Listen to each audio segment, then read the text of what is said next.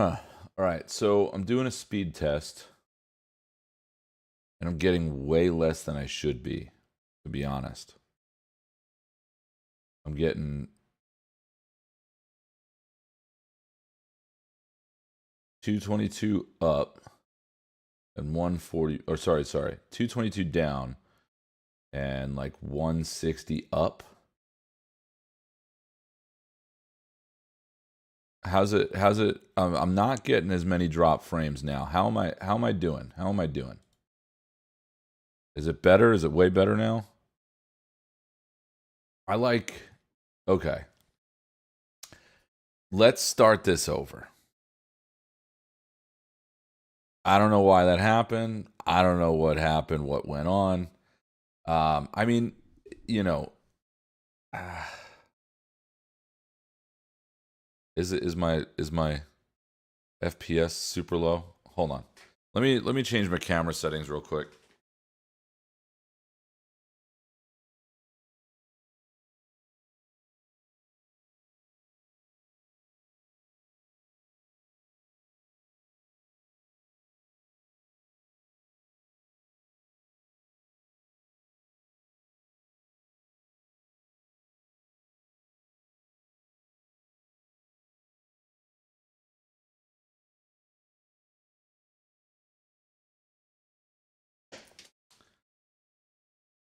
Oh,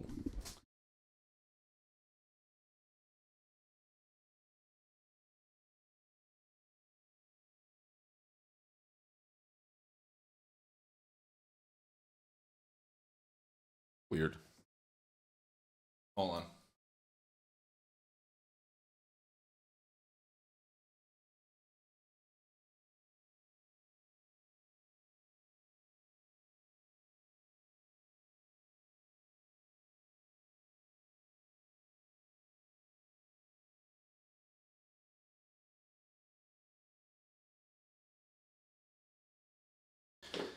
All right.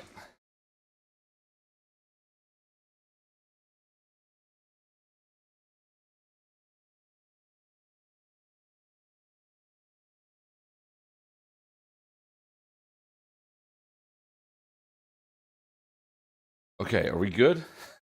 Are we good? Are we good? Are we okay now? Can I start my stream? Jesus. 12 minutes. Okay. So, let's start over. Hi everybody. Yeah, I don't know what happened. My I was dropping frames. I was my screen was super dark. I had to restart the stream a couple times, but it is what it is. My upload's way better now. I'm good. All right. How was everybody's weekend? I hope you guys had a good time. Um yeah, so obviously I streamed last Tuesday, hung out for a little bit, jammed some songs, and then so Wednesday I ended up hanging out in New York City with the Bleed from Within guys.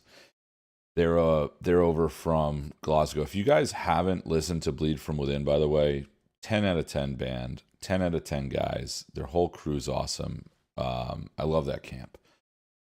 They're from over in Glasgow, close to where my lady's at, so we get to hang out a decent amount when I'm over there. So, um, listen, Neff, I know the Islanders lost. Not too upset about it. It happens, you know. I'm just happy that my favorite team is not in the playoffs at all because now I can enjoy the playoffs and not get stressed out. Yo, Josh, what's up? Yeah, at least I'm not the Maple Leafs. Um, the Leafs, what is it? Seven straight game sevens. I think that's what the official number is. I think it's seven straight game sevens. How crazy is that? To be honest, you know, to think about um to think about that many game sevens is just kind of wild.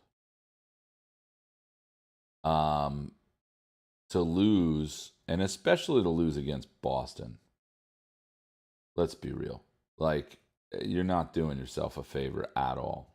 It's a little rough, but it happens. So yeah, Wednesday I went into the city. Thursday ended up hanging out with a couple friends at the Bleed from Within shows. Great American Ghost, Ghost Inside, Bleed from Within. Met the Paleface Swiss guys. It was Ollie, their drummer's birthday, so we got to hang out and chill all night with those guys. That was a lot of fun. And then Friday, I ended up going to the In Flames Gate Creeper show in New York City. Did some other stuff, which was pretty rad. It's always cool being able to like go see bands on tour that you're friends with. Hang out, do the thing, and then get to go home to your bed. That's what I definitely enjoy that. So yeah, I think it was 1959 was the last time that the Leafs beat the Bruins in the playoffs, which is kind of crazy. Yeah, man. Well, they're on a new record cycle, so like for them, they're gonna be going at it and touring hard for the foreseeable future. They're always really good though. If you guys never got into In Flames or anything like that, I definitely would say go to any one of their shows and just go see them. Go like find a package that you like, maybe this one with Creeping Death and Gate Creeper. Honestly, In Flames, they'll never disappoint. They're not one of those bands that's just like they're super tight. They're not one of those bands that plays a sloppy show. So I would definitely go check them out. What did I do Saturday? Saturday I hung out, watched the Bruins and the Leafs game. That was Saturday night. Sunday did absolutely nothing. Or yesterday, I worked on my panhead, and that's about it. Very chill weekend. I feel like I did way more stuff Wednesday through Friday than I did Saturday and Sunday. Saturday and Sunday, I was just like, you know what? I'm not going to do anything. I'm going to chill. I'm going to relax, do my thing. And kind of just hang out. Yeah, I mean, so my bracket, speaking of hockey right now, right? So my bracket, by the way, I'm going to move that a little out of frame just because. So my bracket for the playoffs right now, my bracket is like I think the only series that I got wrong was the Islanders Canes. Obviously, I had to put my boys making it somewhere. The only series that I got wrong was the Hurricanes and Islanders, and the Avalanche Jets. Avalanche Jets, I got wrong. I definitely thought that the Jets had a better chance, but you win some, you lose some. I got 6 out of 8 right, so I'm okay with that. I'm all right with that. Honestly, I cannot wait for the Bruins Panthers series. I could do without the Rangers getting anywhere in the playoffs. They could just, if they could get eliminated ASAP, that would be great. I would honestly, if it was up to me, I'm not really rooting for teams anymore. I'm more so rooting for players, right? And player wise, I would much rather see a guy like Brent Burns win than any of the Rangers. So, not necessarily rooting for the Hurricanes, but definitely in a position where I'm like, I'd like to see him win a cup. He deserves a cup. That's one player that's like, he's been around forever. He's a phenomenal player. I mean, to be in the game that many seasons, not bad. Let's see what else is new. I got a couple new guitars. I got a couple new guitars, which I'll play those in a little bit. Jam those out for some fun, and then that's about it. How's everybody? What did everybody do for the weekend? Did anybody do anything like obnoxiously fun? Like I said, I mean, I went to a couple shows, bought something super expensive, and that's about it. That's about it. Um, yeah, I want to, I want to start getting more videos rolling over the next month or so. Think like either later on today or Wednesday, I'm gonna be starting to record more Tim's Vault videos and stuff like that. Race Wars, hell yeah, that's awesome. Um, I'm gonna end up doing more Tim's Vault videos. I want to do another rig rundown of um, the new Quad Cortex rig, and I'll do like a quad specific. Hey, this is how I run my stuff. This is why I do it, so on and so forth. So if you are a Quad Cortex user, then I can kind of help out and do stuff like that. Um, Axe throwing, dude. Axe throwing is a lot of fun. One Piece trading cards, hell yeah, that's what's up. Bank holiday in the UK, so went back to work tomorrow. That's a bummer. Uh, Yo, Josh, hell yeah, that's awesome. That's what's up. Yeah, dude, I'm really bummed out. They're doing a Hellraiser reunion in New Jersey, and I'm not going to be able to go. So I need to find a friend of mine that is also into Hellraiser that I can go give something to if they're going to be down there so that they can autograph all of the stuff, get everything autographed properly. Um, Went to a retreat. Hell yeah, that's awesome. That's rad. Hope it was relaxing. If it was a relaxing retreat, obviously. Um, Reese, so we're doing it's our headliner in Europe, and then it's a co-headliner in the UK, but I do believe that we're closing every night. I'm not 100% positive. Don't quote me on that, but I'm almost positive that that's the case.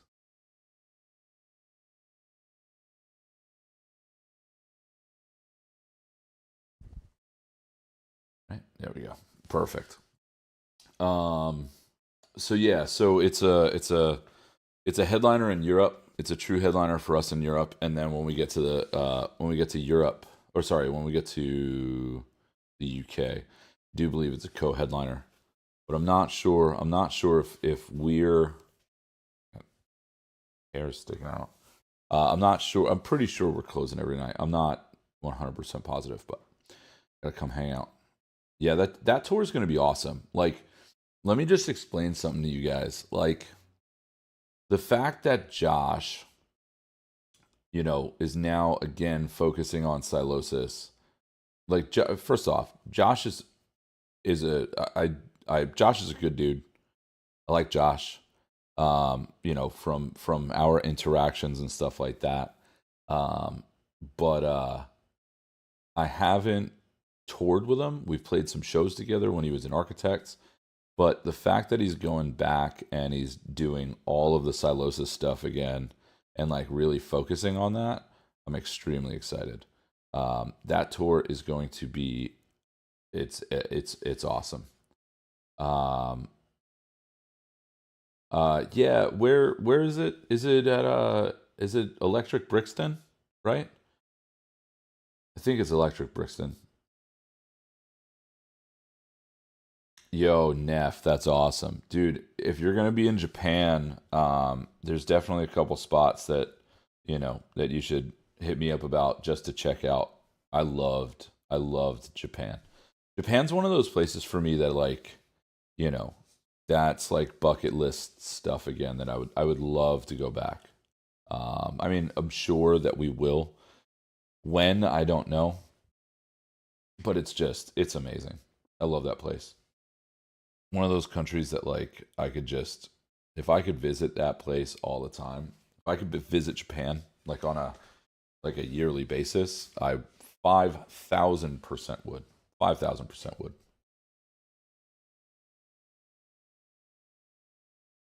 Hell yeah. Yeah, I mean, as far as snacks and stuff go, there's nothing too wild that I'm like super into over there. Um but you're going to enjoy yourself, trust me. Has the tour been in the works for a while because Brixton.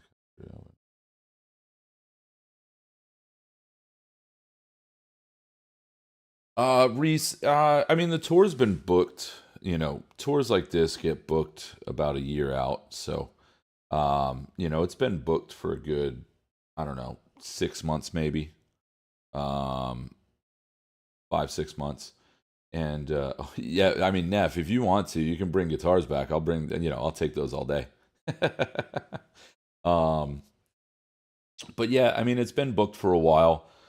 Realistically, as far as venues go, like, so real quick, let me just touch on something. I've been seeing a lot of people, still posting like, "Oh my God, you never come to this city. Oh my God, you never come to this city." Right. So let's just touch on that real quick. Let's touch on um, why bands don't necessarily come to your city or they skip over your city. I know I talked about it last week on stream, but um, let's kind of get into it. There's a couple reasons why we won't play certain venues, and then a couple reasons why we won't play certain cities, or we do play certain cities and don't play, or and do play certain venues, right? So like the venue thing, it's more so about there's a couple things as far as venue goes. It's about availability, right?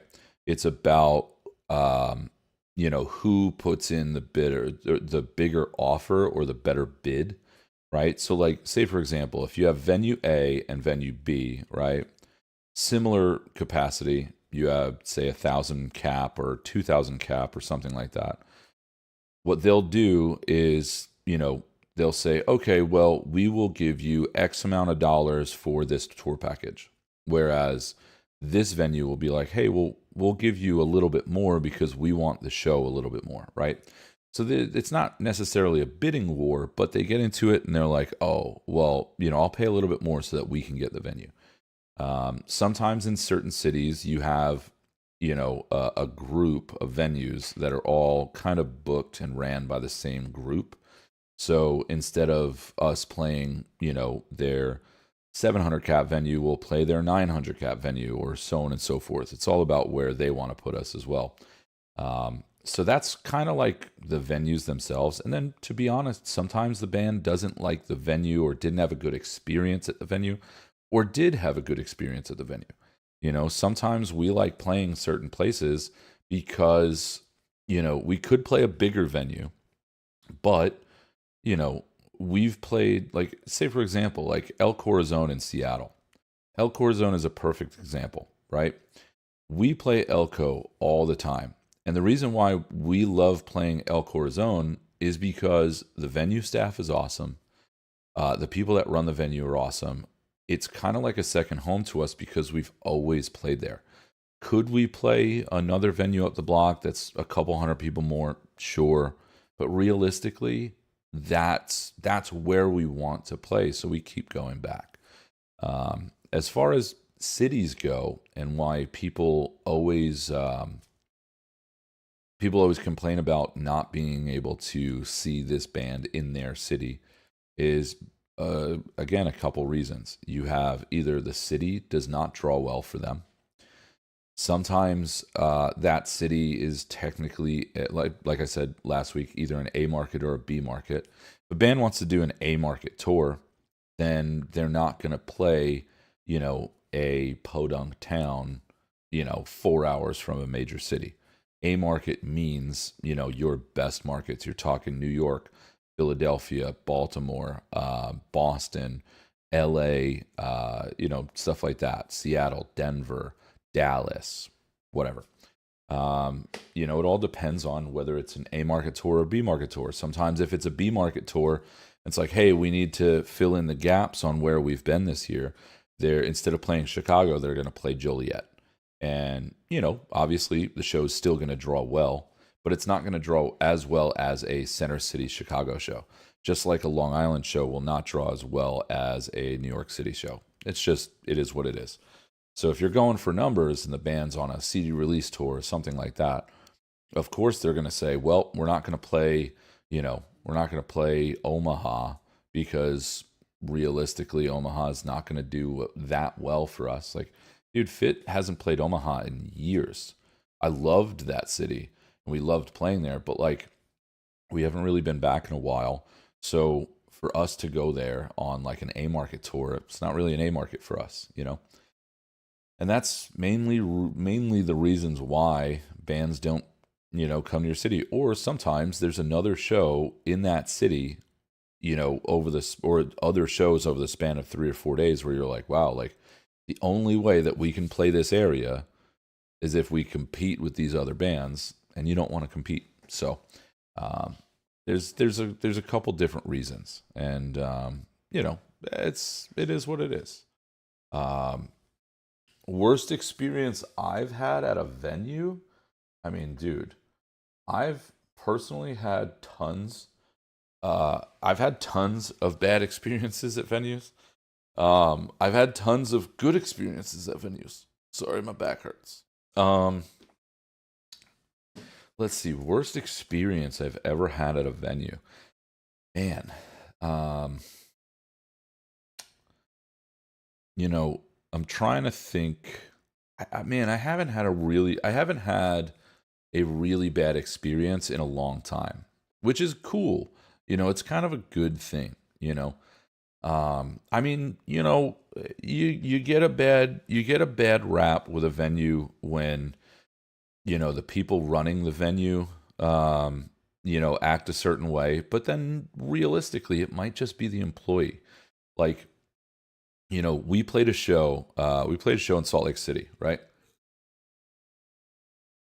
So we played a show we played a show at a venue called the Great Saltaire. And, show was doing good. All the venue staff was very nice until things got a little rowdy with crowd surfers. And Lamb of God was playing. And a crowd surfer came over the barricade. I guess the bouncer didn't like how he came over the barricade or whatever. And he grabbed the fan up and like shoved him up against the wall. But our photographer, who at the time, photographer was a woman. He grabbed our photographer, who was like, I don't know, she's like 5'2", grabbed her by the face and face mushed her out of the way, like shoved her by the face out of the way. And obviously, we do not like that. We do not stand for that. We do not put up with that.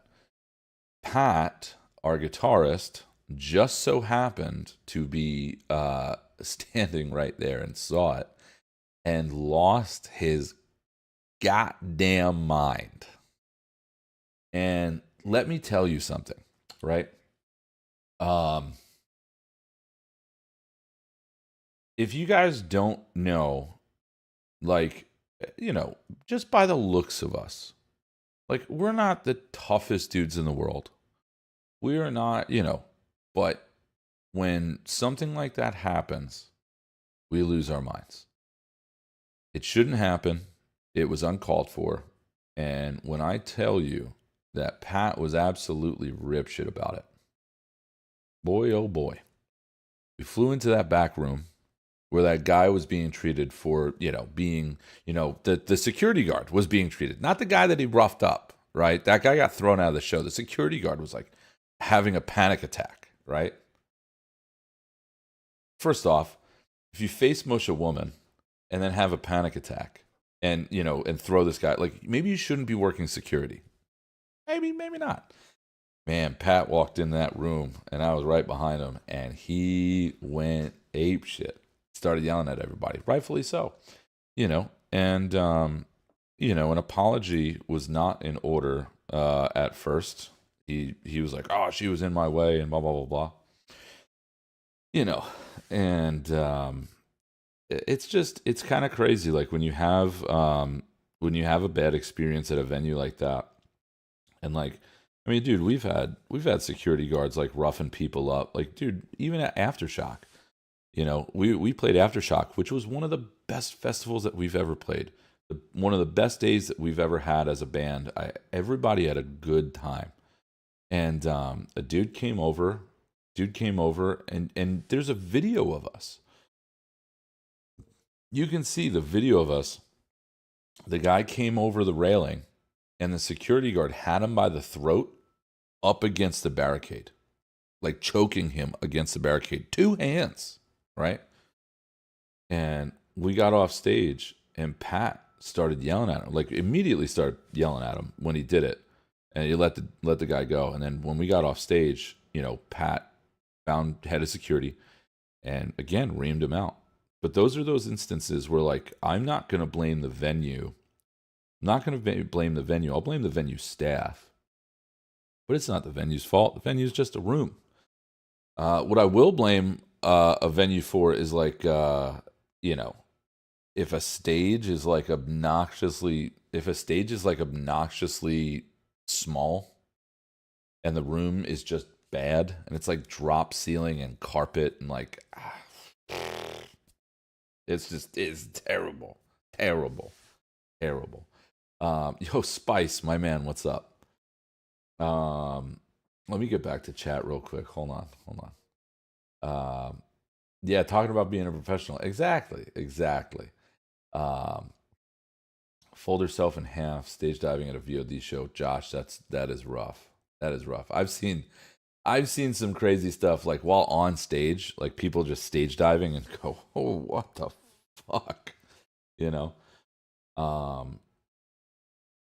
Yeah, guitars 77. Like, yo. So the thing is about, oh man, the thing is about security is that, like, I'll say this: when security guards are not part of the culture and don't understand the culture that is metal and hardcore and alternative music and just heavier music in general, high energy music, there's always problems. There's always way more problems than there should be.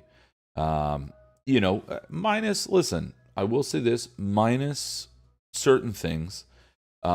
I will say, like, I've been to certain venues where, there's been guys that are just not of the culture at all.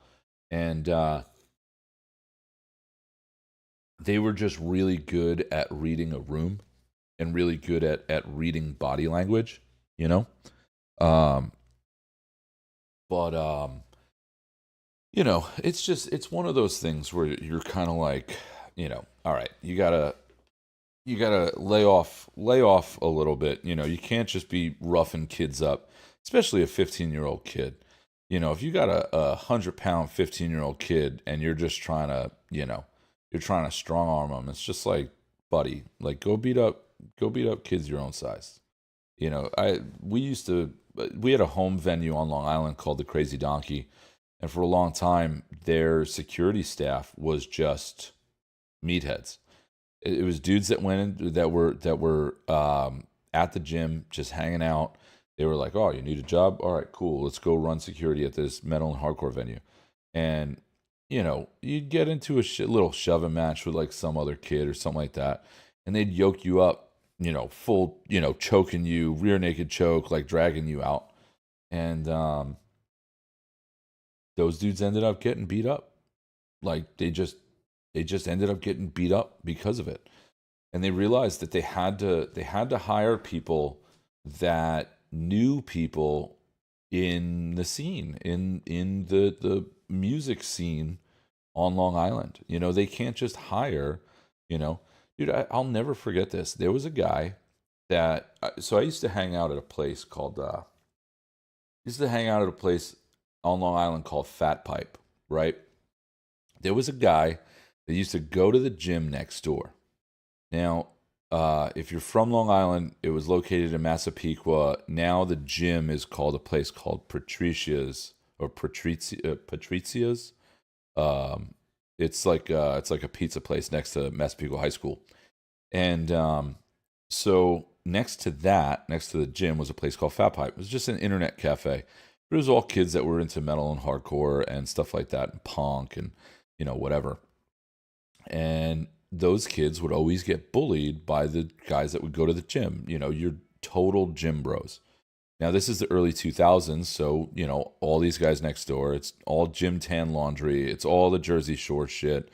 These guys are all doing steroids, whatever. Funniest thing to me, um, funniest thing to me was those dudes all got hired as security for the Crazy Donkey, right? Now, Crazy Donkey was up in a town called Farmingdale. It's a place called Trento now. It's an Italian restaurant. Funny how like all these places just turn into Italian restaurants. Anyway, um, I remember this dude. We had problems with this guy a bunch of times. This dude, had spiky bleached hair, like, and he was just like, as a person, he was just orange, right? Spray tan, whatever.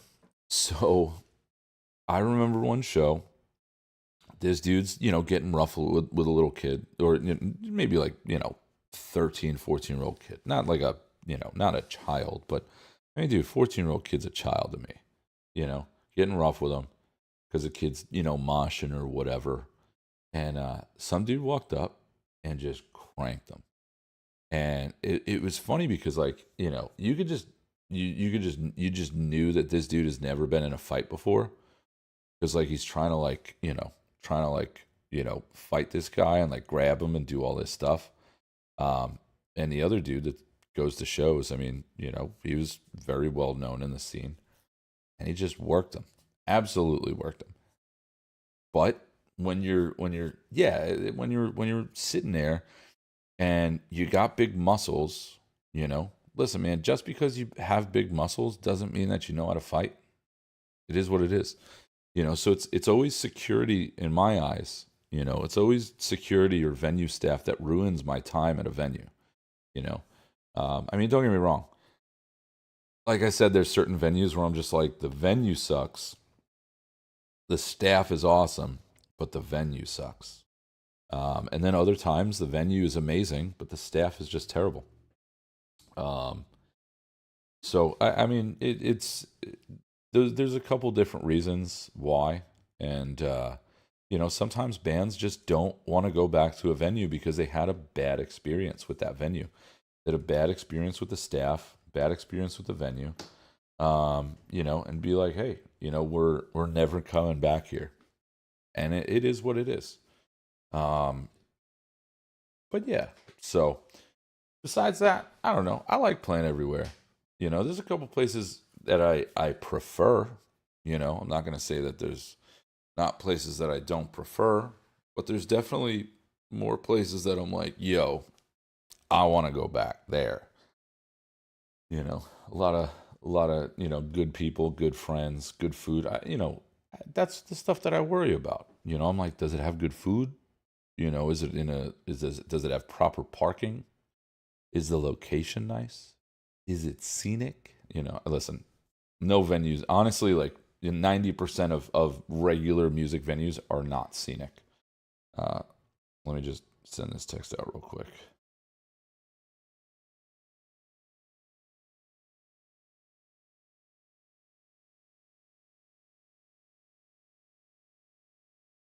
Um, was a stagehand 13 Tilburg a couple years back. We always had to instruct security on how to behave and what to expect. Yeah, so Neff, the one thing, like, before every show with us, right? Before every show with Fit, we do security screenings like every other band. Every other band should. If another band does not do a security screening, they're not doing their jobs properly. I don't know what else to tell you. Security screenings, it's just like, or security meetings rather. Um, Security meetings with your venue staff is like, hey guys, this is what's going to happen. The crowd's going to get rowdy. Please do not choke them. Please do not throw them to the ground.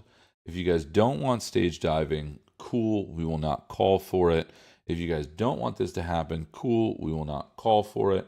But it's like, everything, just be polite. If somebody comes over and is causing problems, that's totally fine.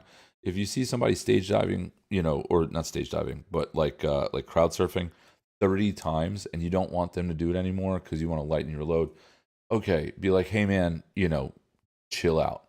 And that's way different. But like, dude, like have a good time. Don't be a dick. If there's an issue, come get somebody from the tour. Easy peasy. We don't need guys fighting people because they're crowd surfing. Like that's crazy, Um, yeah, Senor Spock. Yes, you're not wrong. You're not wrong at all.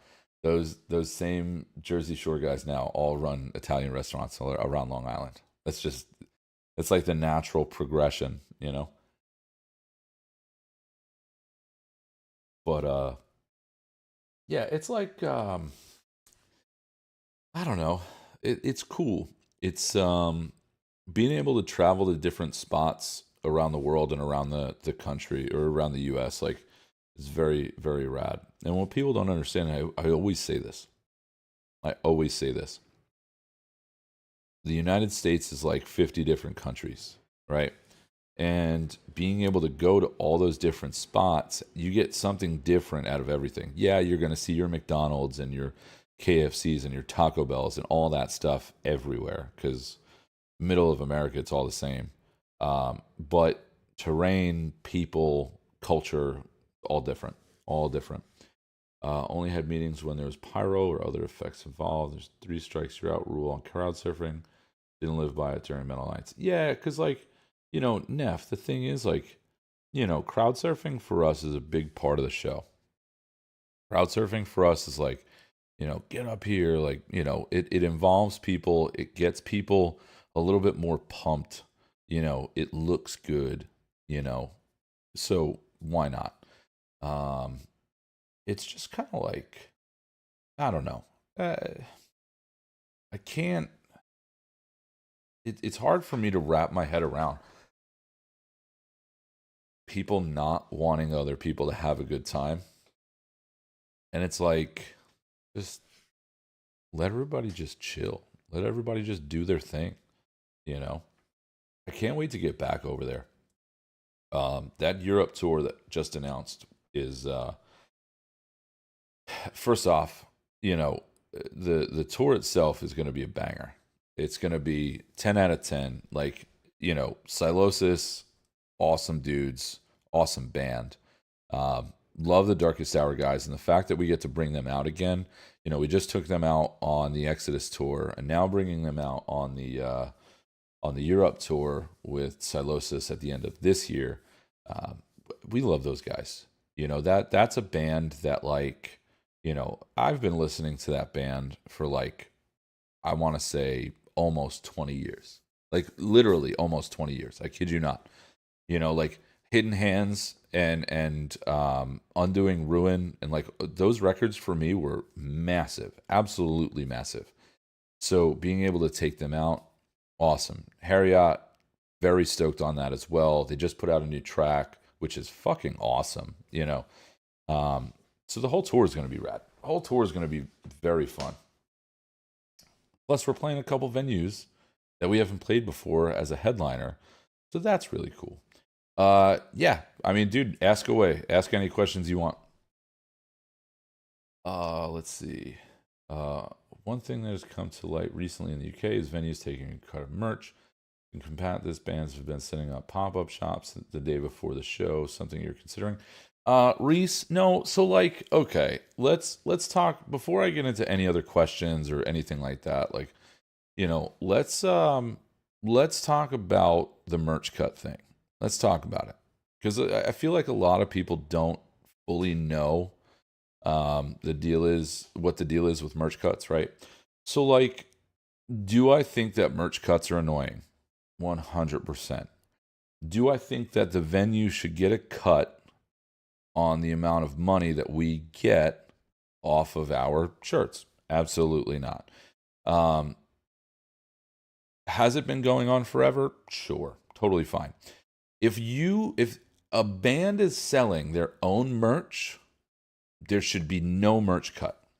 If it is a venue sell, if that venue is selling the merch for you, I understand it a little bit more because now you're paying for an employee. The band is paying for a service. Okay. But to rock up to a venue, and dude, there's been venues. Salt Lake City, there was a venue called In the Venue where we would have to pay 20% merch cut and then 9% sales tax.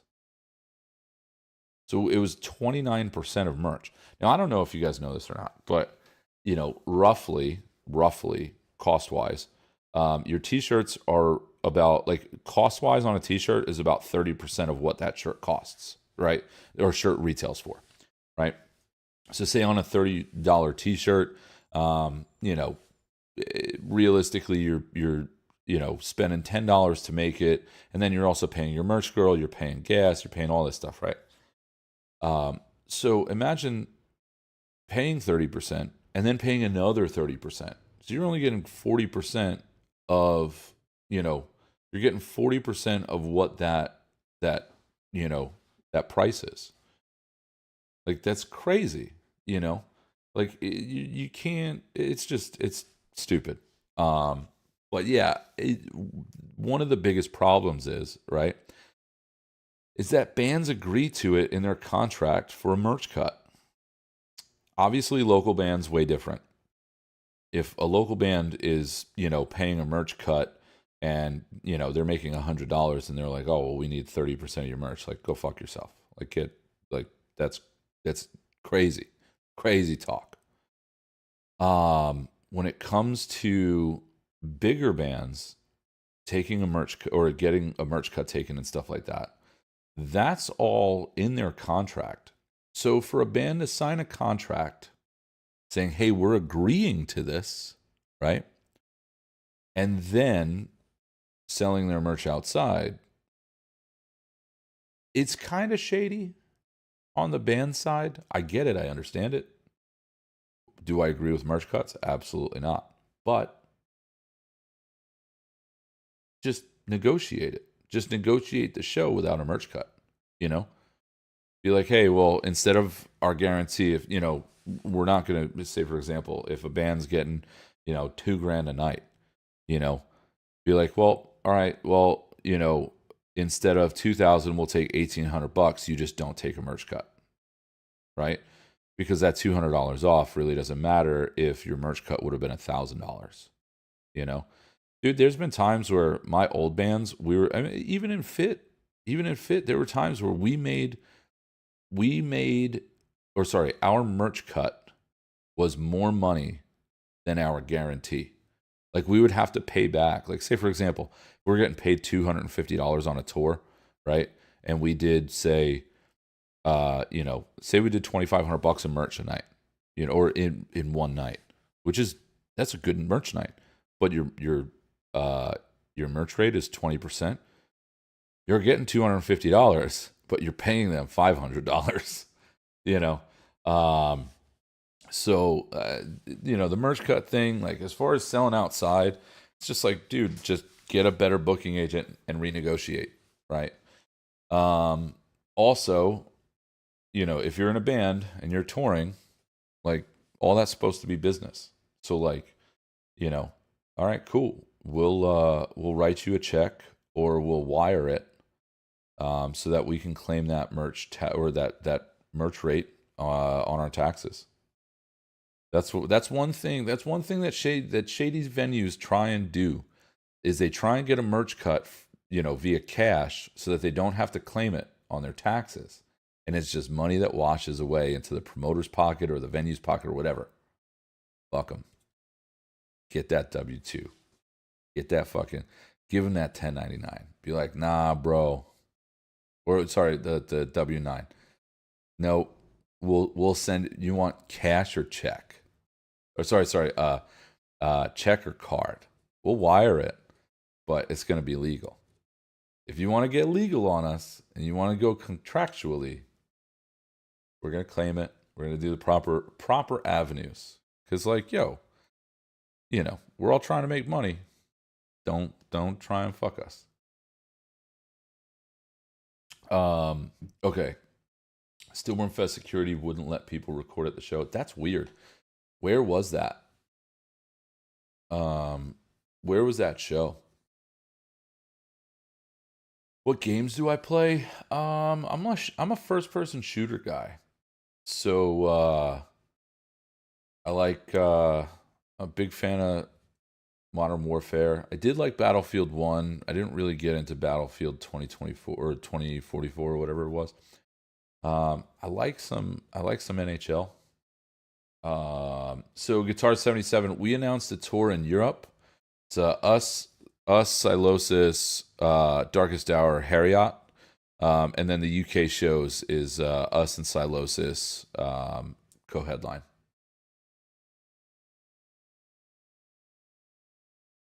Yeah, Josh, I agree. Silosis is definitely a hidden gem for sure.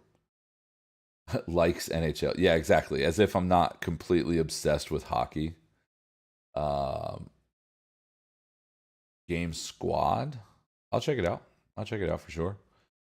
Yeah, Neff, hit him where it hurts, man. Like that's the thing. Like, listen, if a venue turns around to you and like they try and pull some shady shit, that's where I'm like, yo, we are not okay with this. We're not dealing with this. That's where I'm like, absolutely not. But as far as like, if everything's in the contract, everything's good, and we're all chilling and everybody's happy, we don't have to worry about that. We really don't, you know? Oh, Neff, you listen, you know what? I don't mind the Flyers. I don't mind the Flyers, you know? Yeah, big time Islander fan. Big time Islanders fan. Have been since I was a kid. Any moves with a signature series guitar? No, no conversations as of yet.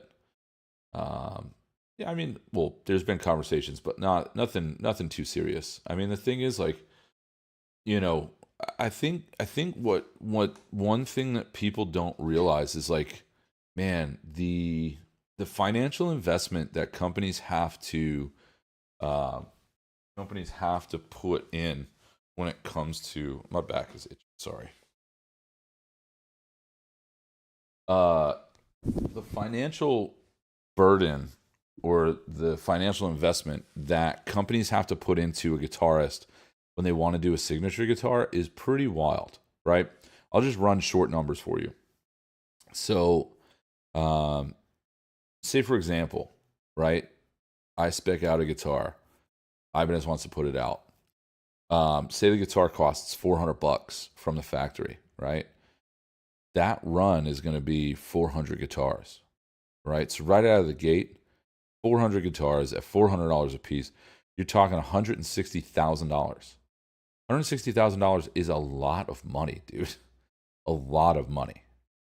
So, like, realistically, do I think I could sell $400 or sorry, 400 guitars? Maybe. I don't know. It's possible. I think I could. I think I could. But man, to just turn around and drop that much cash um on an artist, it's hard. And listen, I'm a realist. I understand how numbers work. Um, uh, it's. I think people look at it as like oh, it's just a thing that can happen. There's a lot of time and effort that goes into stuff like that. So realistically, I just listen. I'm with the company. I enjoy the company. If it happens, I would be so grateful for it. If it doesn't happen, they still have been supporting me for almost 12 years, you know? So I'm stoked on it. I'm pumped. If I was to spec one out, what would it be? Man, um, it would probably have to be similar to my FR custom. I'd probably do like a flame top mahogany body, binding, maybe either an ebony or a rosewood board, stuff like that. Nah, it would be an FR. I mean, dude, a Xiphos would be sick as well too. I love playing my Xiphos. Which, to be honest, I might be playing that later on this year too. We'll figure it out. We'll figure it out. I just, man, I can't. There's so many options. There's so many options. I mean, dude, I would love for like an old school like 7 string destroyer body. It would be awesome. It would be so sick. But who knows? Who knows? Um, it would be nice if it were possible for an artist to collab with fans, buyers for limited run sig. Um, yeah. So Mort, I've talked about that. Um, I've talked about that with certain people. That's how the Sammy Due signature happened. I believe it was Chandro Guitars. I believe it was Chandro that Sammy and him came together. Chandro went to the ESP custom shop and was like, "Hey, I want to buy 15 of these." And they sold out so fast that that ESP was forced to make the SD2, and it was, or the SD1, and that was how it rolled, you know. Do you prefer a standard scale length on a? Yeah. So I'm a 25.5 guy. I've been a 25.5 guy for a long time. I do like 23, 24 and 3/4 on some stuff, but 25.5 is what I prefer. You know, that's just what I feel comfortable with. Man, I love. Where's my Xiphos? My Xiphos is right behind me. I love that thing. Maybe I'll play that today. Maybe I'll do. Wait, I need to focus in my. I'm a little blurry. Does it work? Yeah, it zoomed in. There we go. Nope. Look at that. Look how crisp and clear that is. And then I need to figure out my autofocus and stuff like that.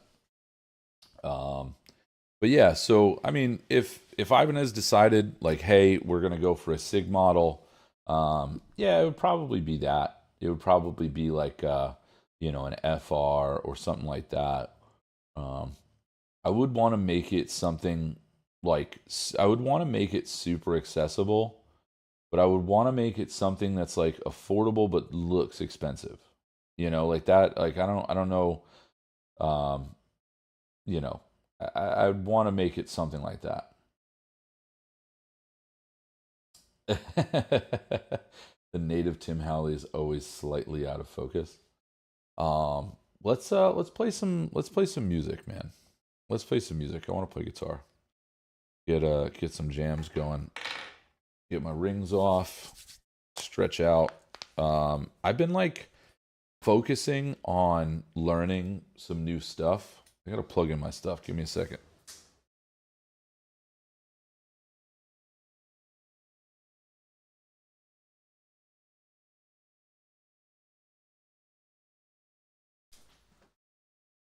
Let's play that Xiphos.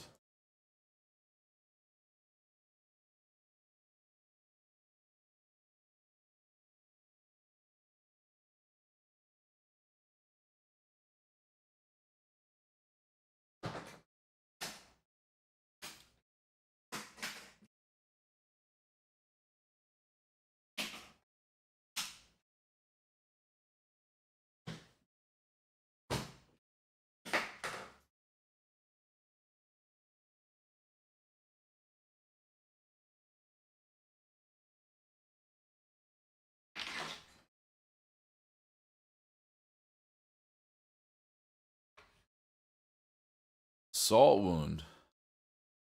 Collateral damage. I don't know. Man, I don't know. I don't remember how to play collateral damage. That's that would be a no bueno for this this stream, to be honest. I do not remember how to play that at all. All right, let's see if we get some sound.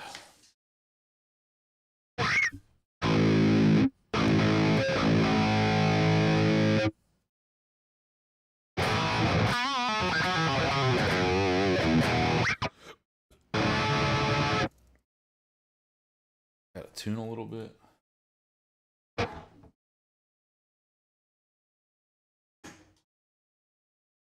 Here.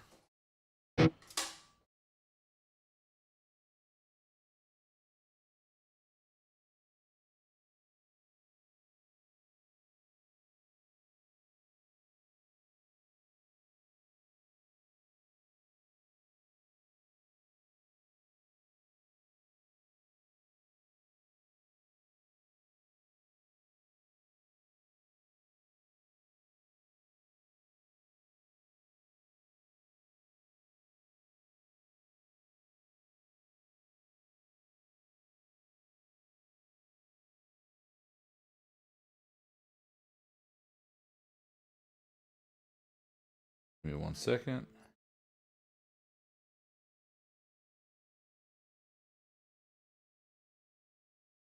All right. Good on that.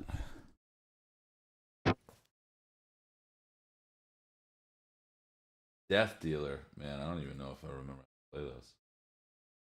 Play that.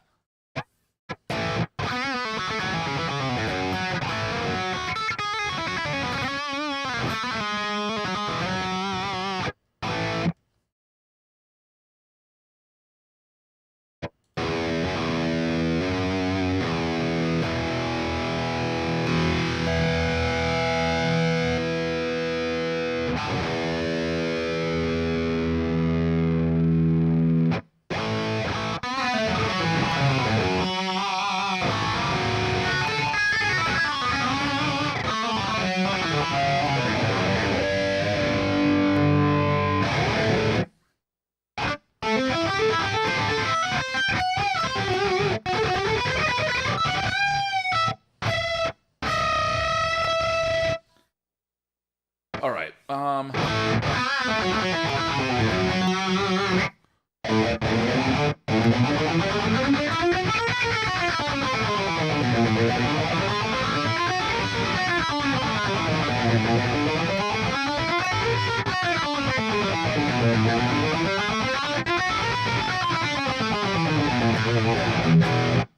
All right. Somebody said salt wounds, so let's do that.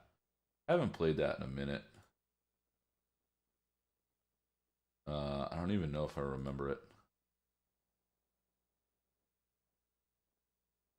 I think I do. I think I do. Let's jam the guitar stream out.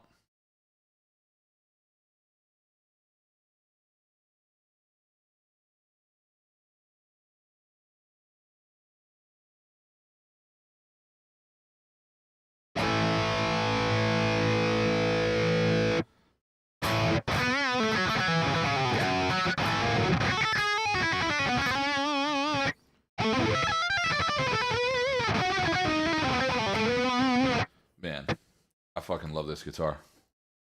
All right, let's do this.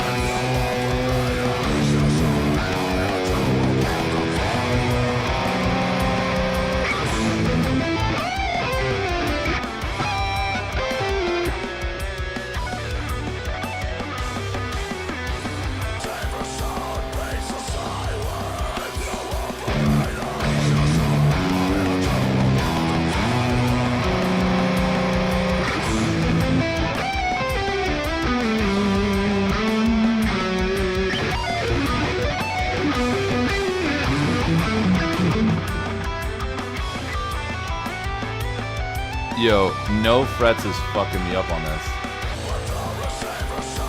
I don't know if I remember this fully.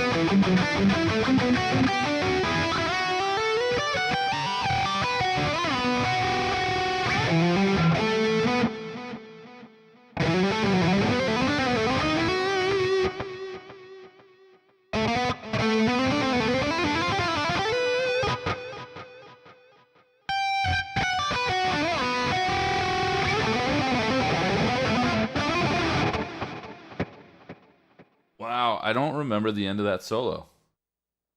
Huh.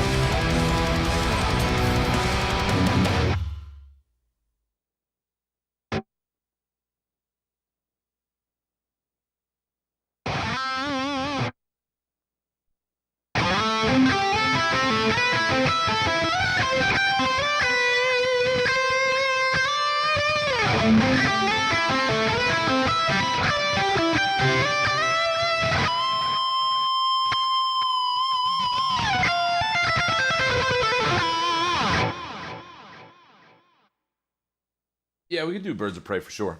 Let's do that next.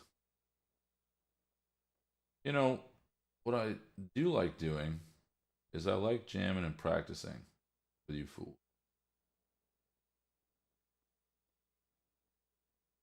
There you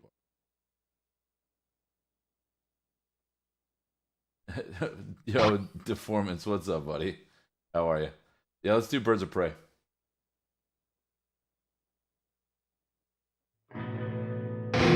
This is one of those songs that like I'm kind of bummed out that like it doesn't do well streaming. But apparently a lot of people like it, you know. I enjoy it very much so. Who knows? Who knows?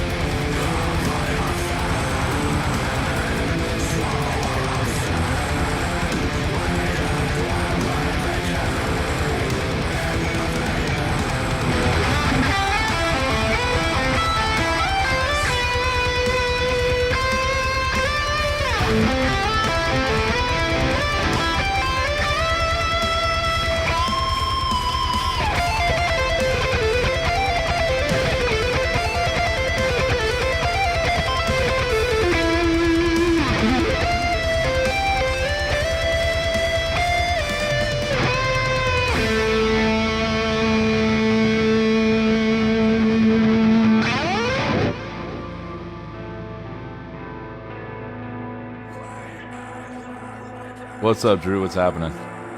Yo, Anthony, what's happening, bud?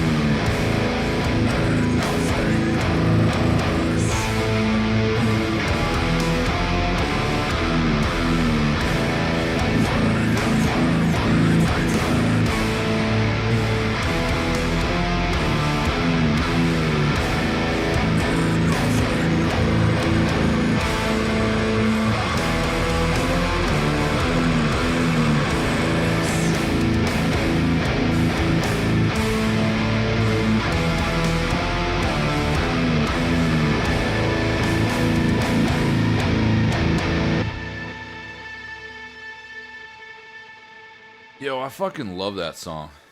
That song is fucking rad. Any show of thy art by any chance? Because if not, come to.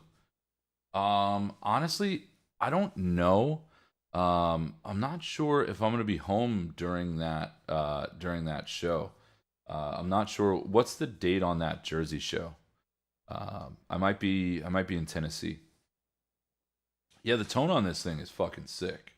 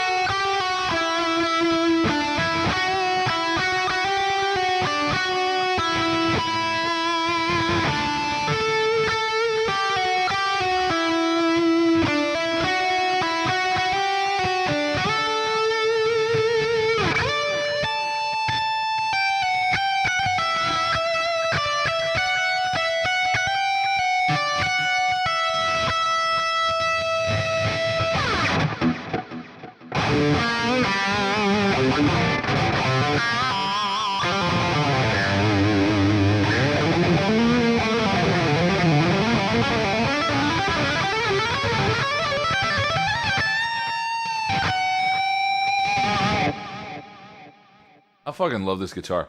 One, I need to change the strings on it because the strings are fucking dead as shit. Also, I need to put lighter string gauges on it and take this tremolo off. A Creed cover? No, absolutely not. That's not happening. That ain't happening. I'll do a Fit for an Autopsy cover though. Yo, wasn't it something? Fuck. Didn't I cover Backstreet Boys for stream once? I totally forget. You guys want like a an Atreyu cover?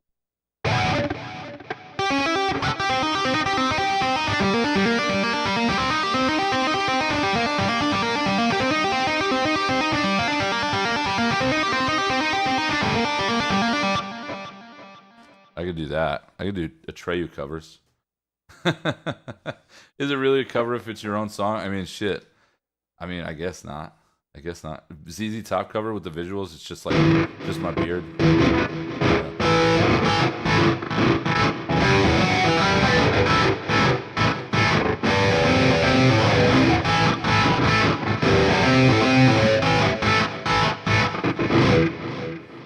Fucking dumb.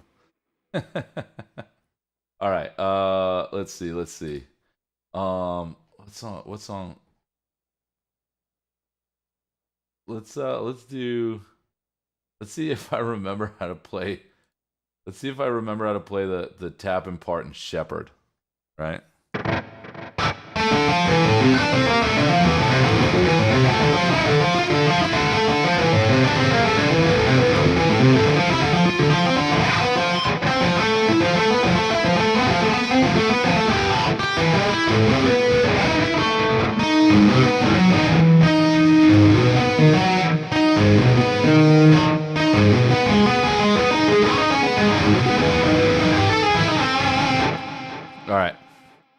Let's do Shepherd. I can do Unloved. I can do Unloved in a little bit. Give me a sec.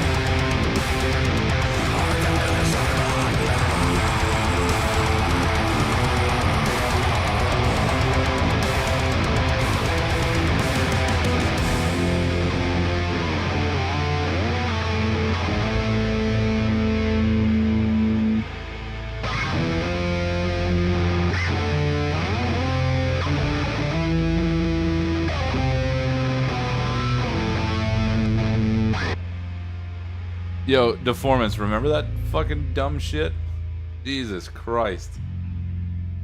Yo, for those of you that don't know, literally I was at a show, dude was super fucking annoying, would tap my foot, like as I'm playing this intro, was tapping my foot out of sync. Which like, yo, this intro's very annoying, which it's like, dude, this is what it is slow.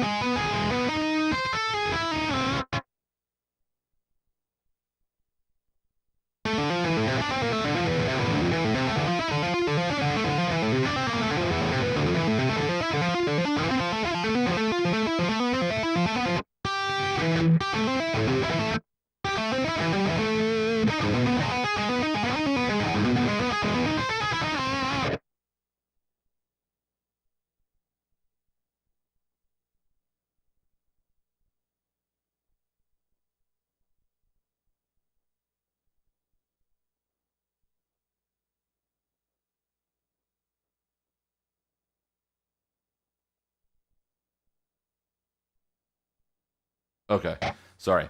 But yeah, so some dude was tapping my foot like that, like an idiot. It's fucking hard, you know. But that's literally what it is.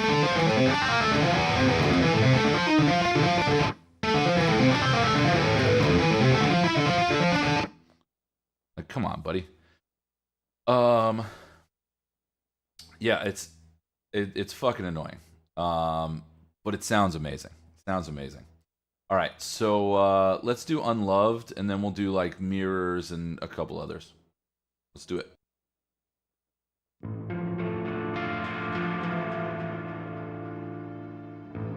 Honestly, I don't know this little riff.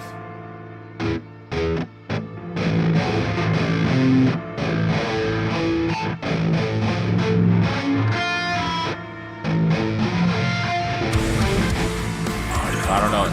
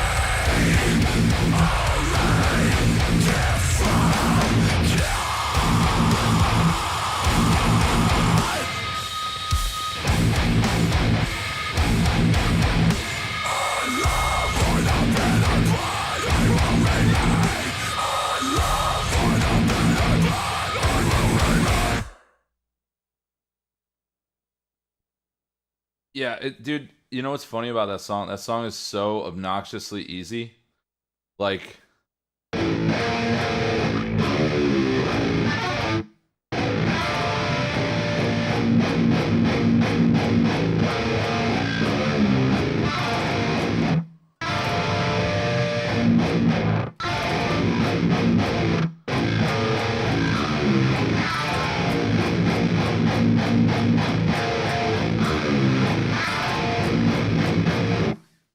I love that song. Okay, so let's do, was it Mirrors next? I mean, dude, honestly, so when it comes to pick scrapes and shit like that, it doesn't matter. Like, it doesn't matter what fret you mute. Like, it's all the same shit.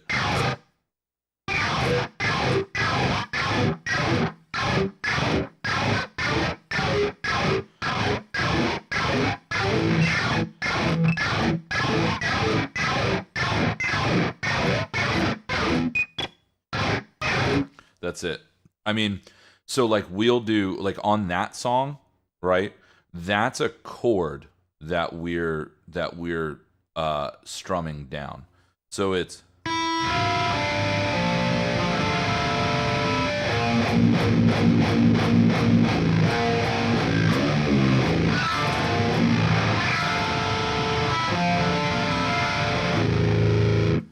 So if you know, you have that, and then you also have like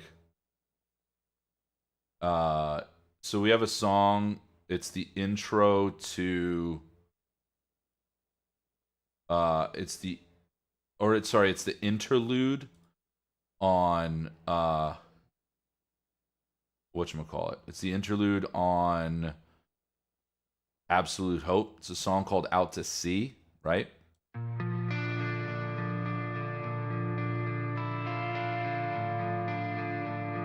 don't know if you guys ever heard this song.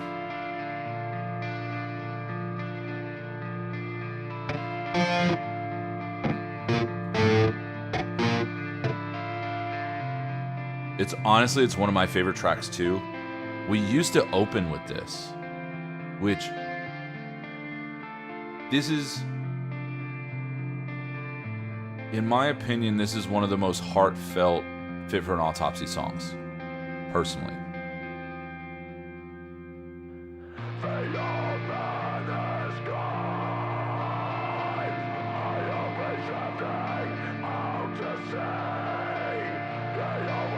But you'll see when it hits. I'll show you the chord. So the chord is just 7 open. Oh, sorry, 8 open, 7 6 open. That's it. Just like the one in our yard. Just like when it was 7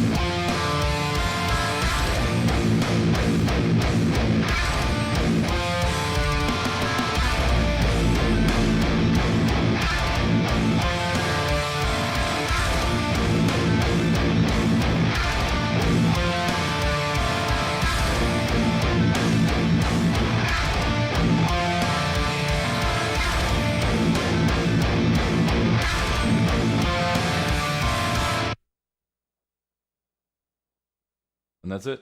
That's the song. Very simple. Very simple.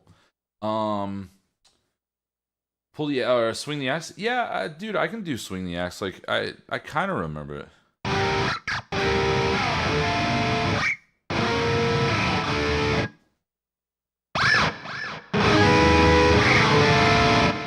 I forget the chords. I think swing the axe is in what? G? Let's do mirrors, and then I'll jam out swing the axe. I think Deformance asked for mirrors. Where's that fucking song? There it is. All right. Bam. We've never played Spiral live. I don't think we ever will.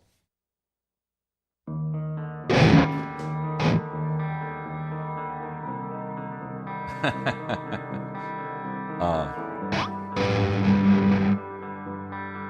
don't have a clean tone on my patches for my mastermind, my LT mastermind, so I'm gonna have to do that. But we'll sit through this nice intro before jamming it out.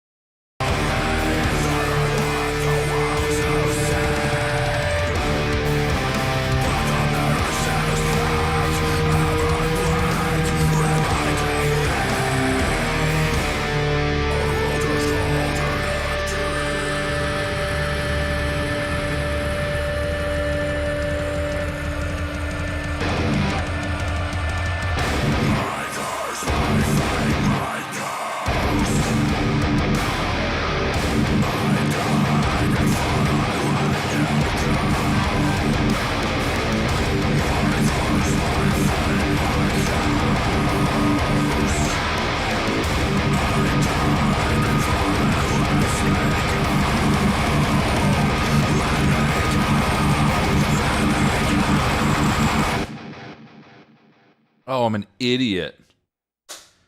I had my delay on the whole time. I just gotta swap my battery out. So like, I got the fucking dummy battery for this thing, but I got to the studio too late in order to change it.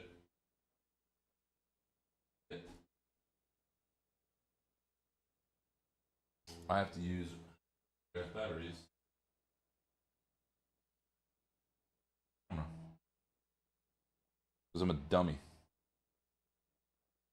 That's it. The only reason.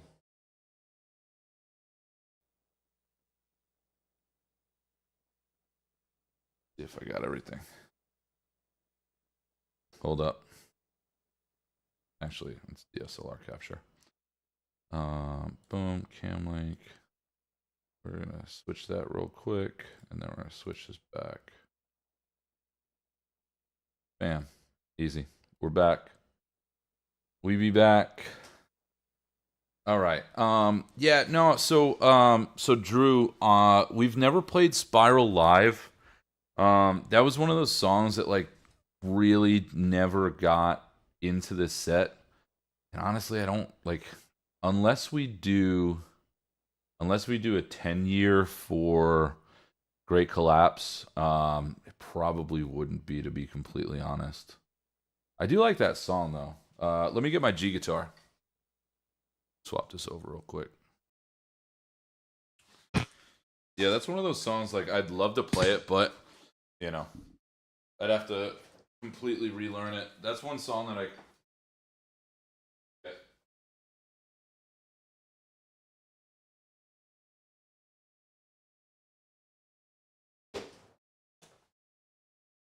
Let's see if I remember. See if I remember the chords from.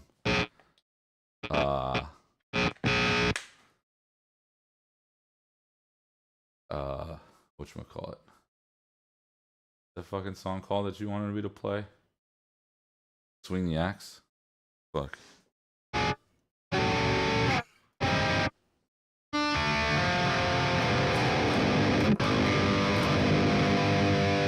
Let me tune.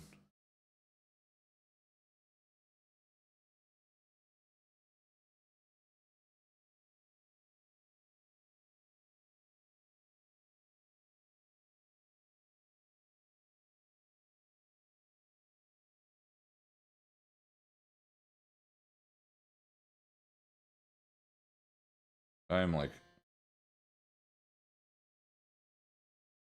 obnoxiously sharp.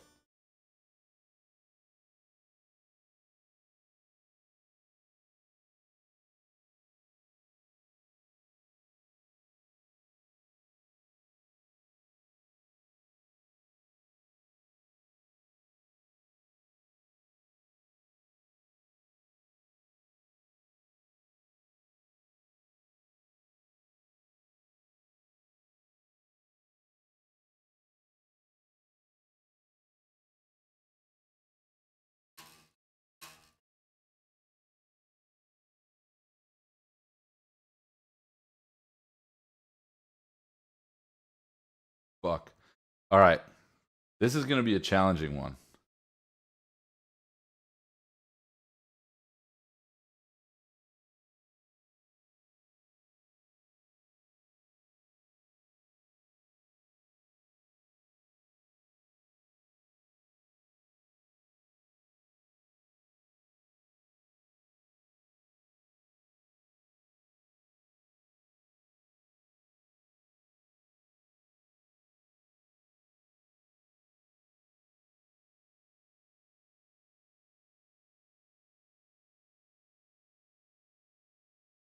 All right. Let's see if I remember it. I definitely don't. But fuck it.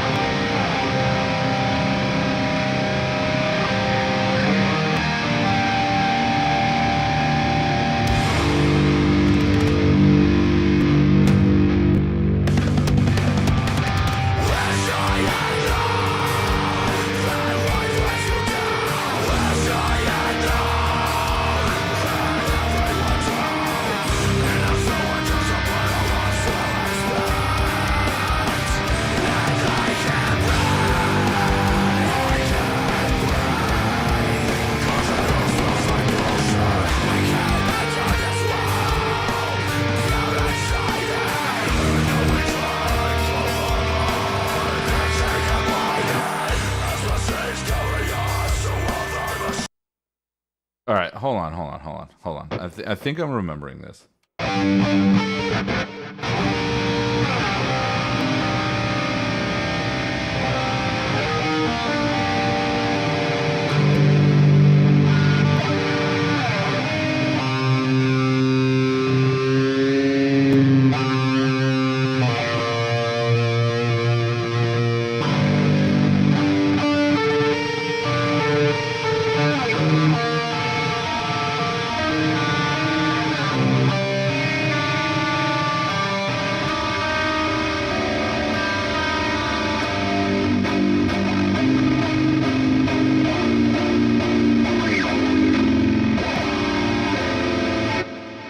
All right, I think I got it. I think I got it. I think I have it. Hold on. Okay. All right, let's try. Okay. All right, I think I got it. All right, we ready? We ready? All right, let's do this. Because the remember the uh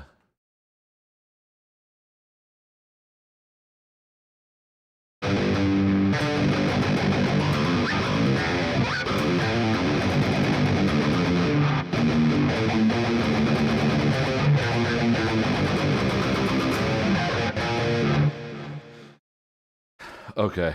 All right, I think I remember. Fuck it. Let's run it.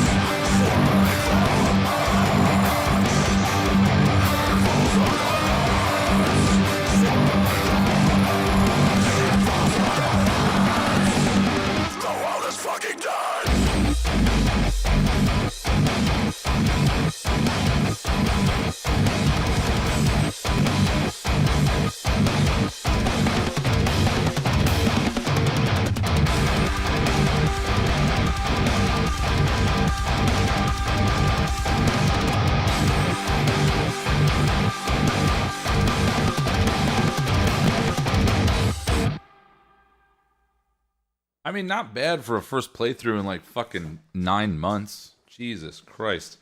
Yeah, I forget. I forgot that fucking that main riff.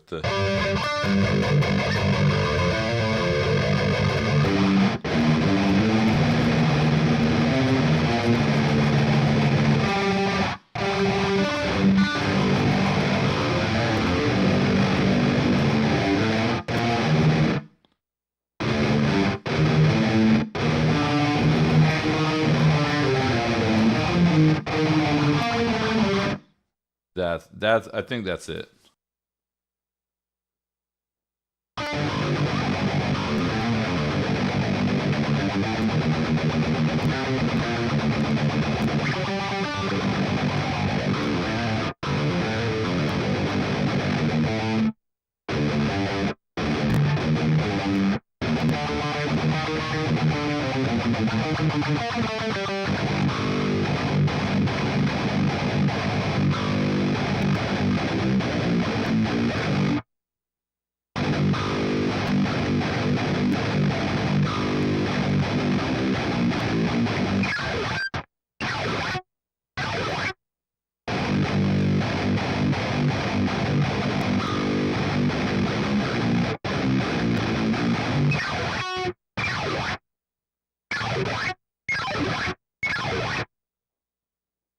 Yeah, that little scrape is cool.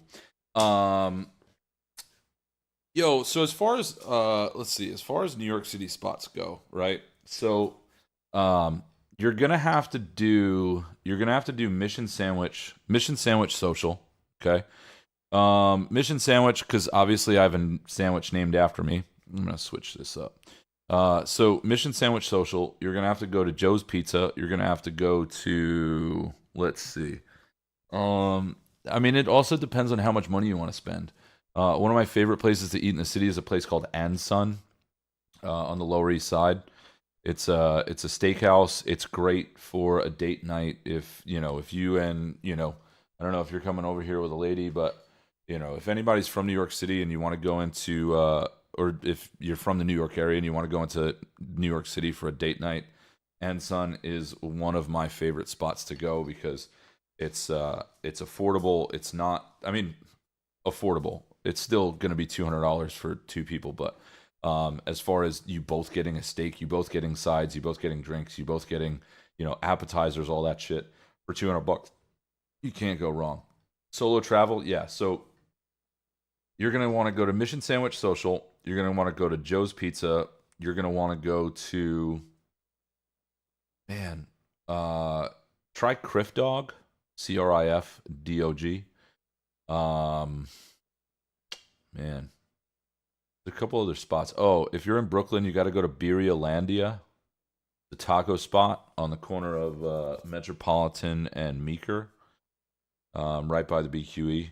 That is absolutely delicious. These are like all my like normally, all my normal favorite places to go.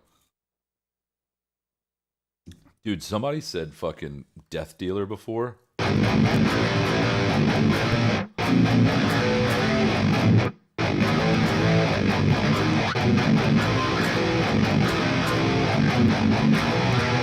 I don't fucking remember how to play that.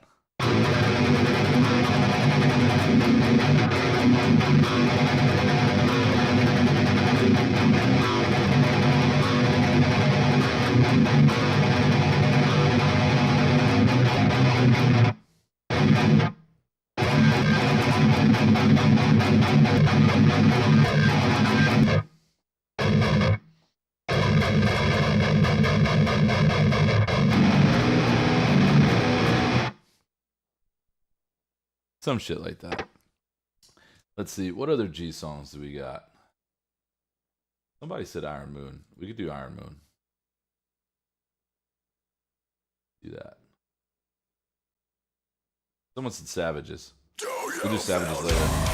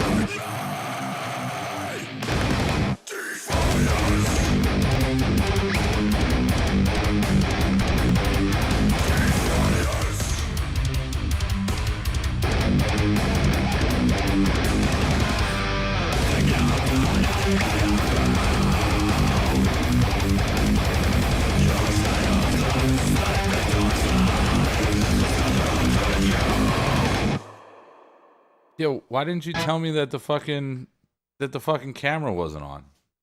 You're supposed to help me out over here, making me look like a jerk off. All right. Let's see. What other G songs do I got? What other C songs I got?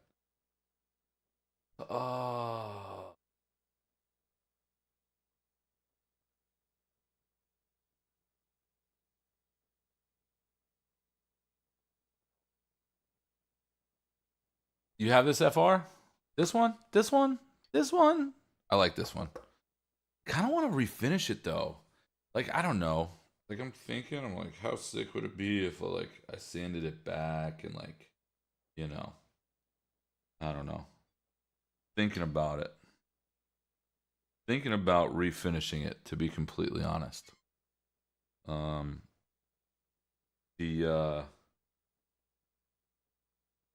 know, I like the binding. The binding's cool, but it is kind of weird that the binding is yellowish, right? And I know you can't see it, but the binding on the neck is white. The binding on the body is like an off-white. Kind of bothers me, to be a little honest.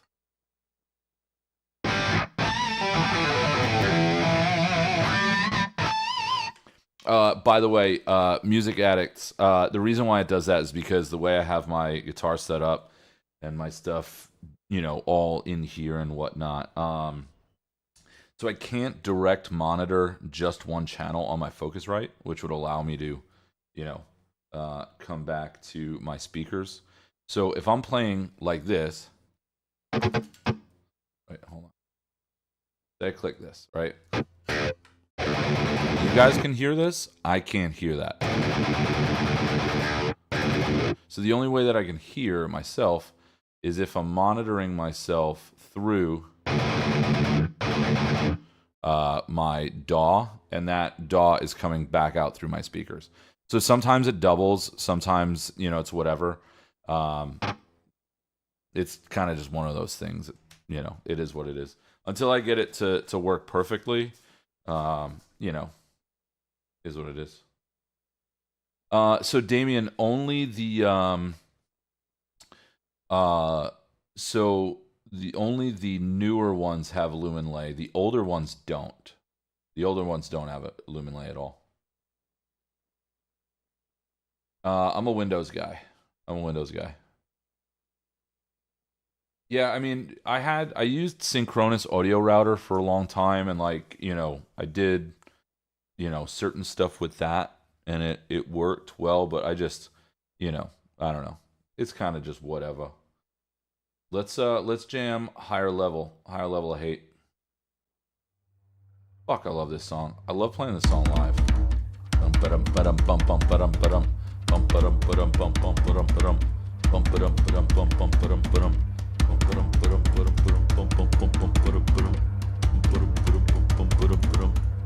All right, let's party.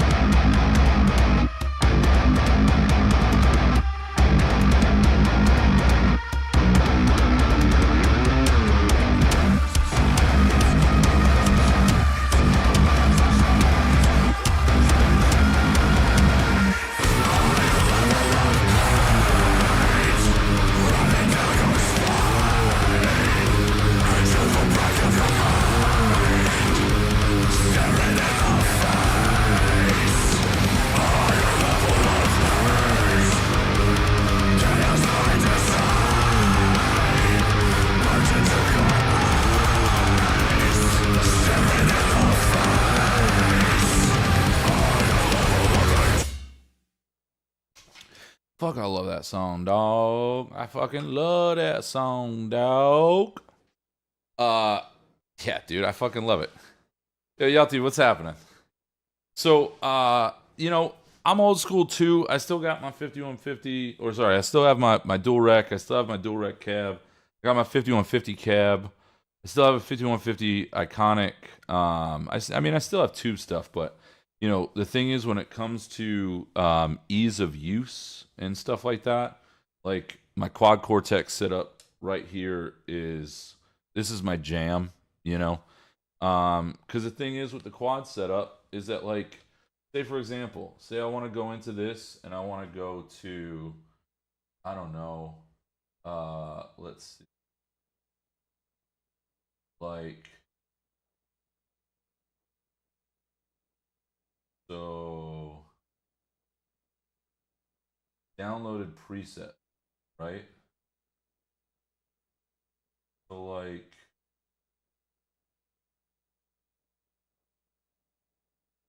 say I want this, right?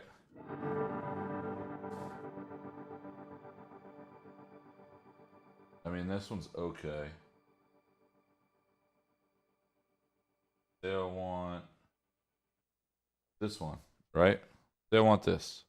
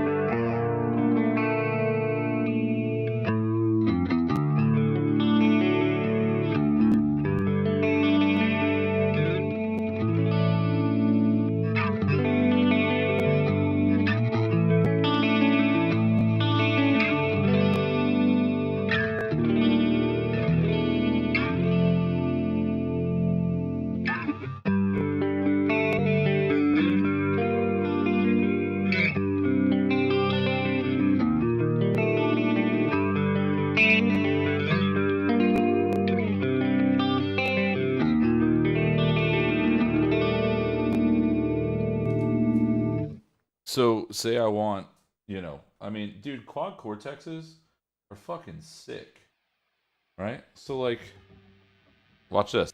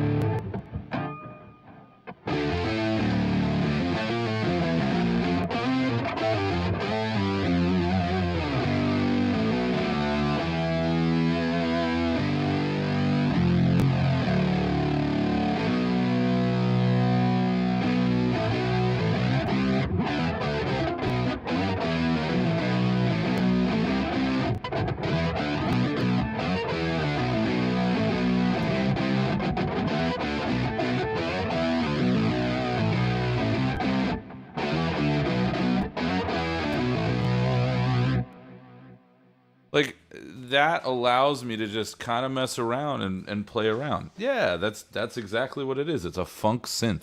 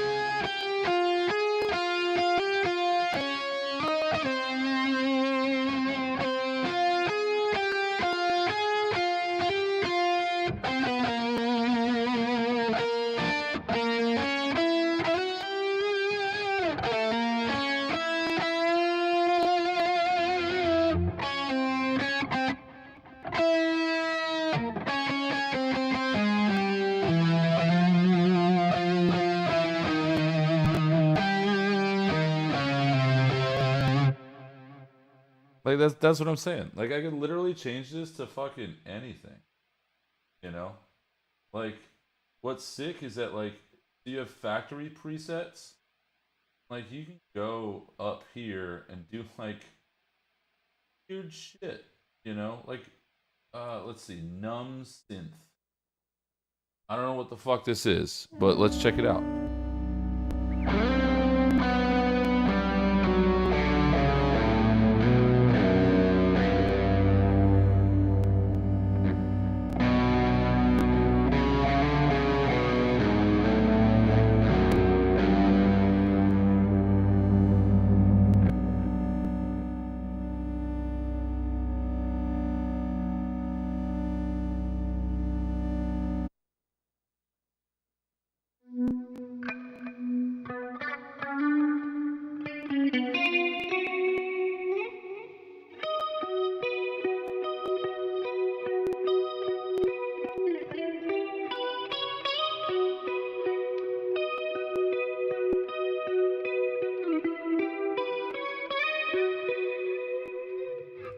There's like literally 8 million fucking sounds in this thing, and that's what I like about it, man.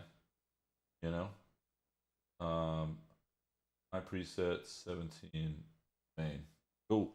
Now we're back to what my stuff was.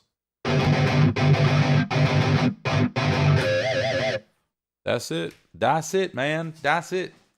That's how I roll. How I roll. Put this down for a second and hang out.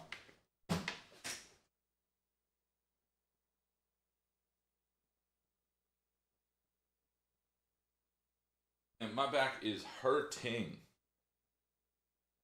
My back hurts, dude. All right. We're chilling. We're back chilling. We're back here. Oh man. But yeah, you know, it's do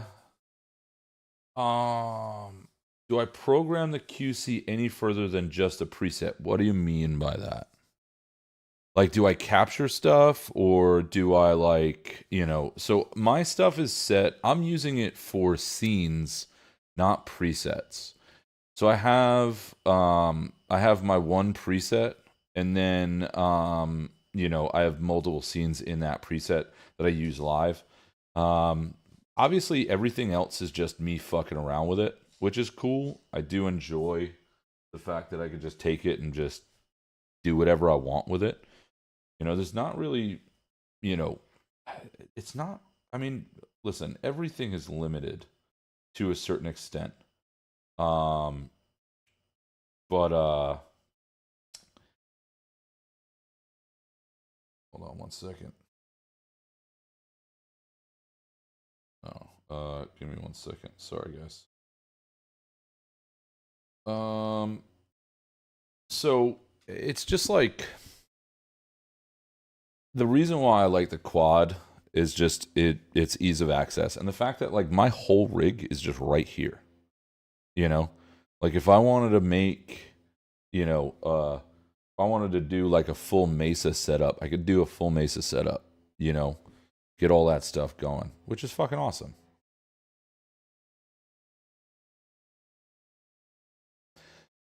Yeah, so Tal, last April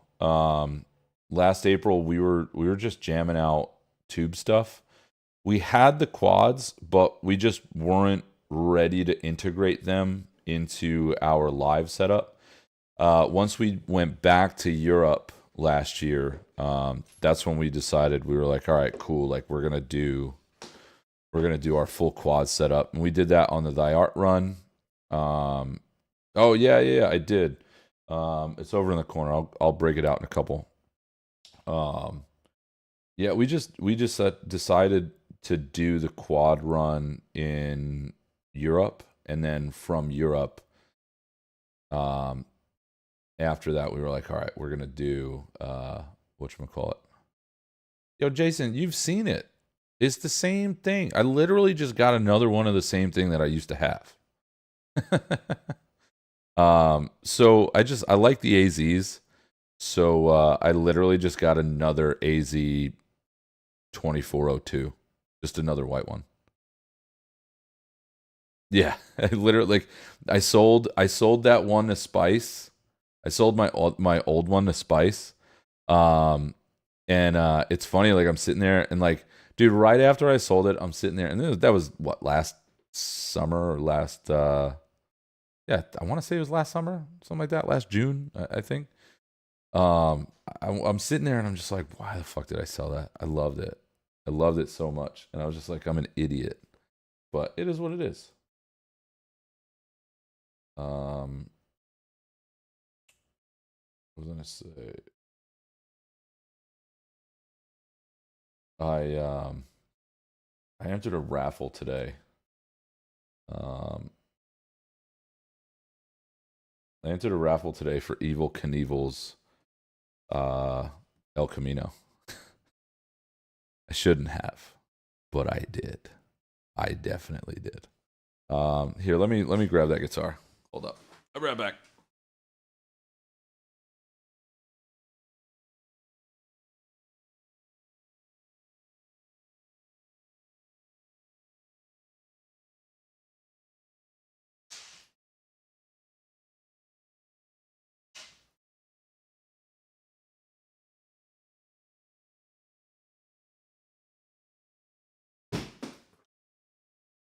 This is it. This is it.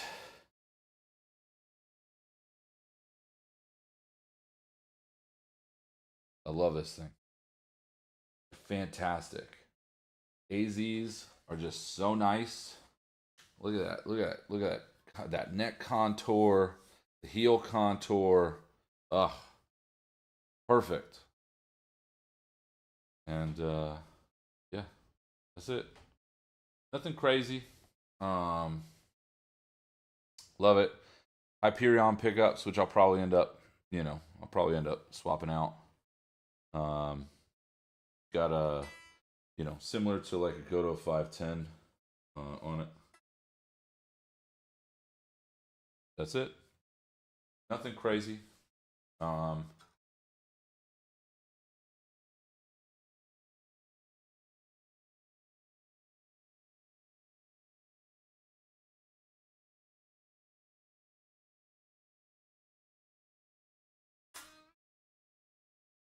it's nice.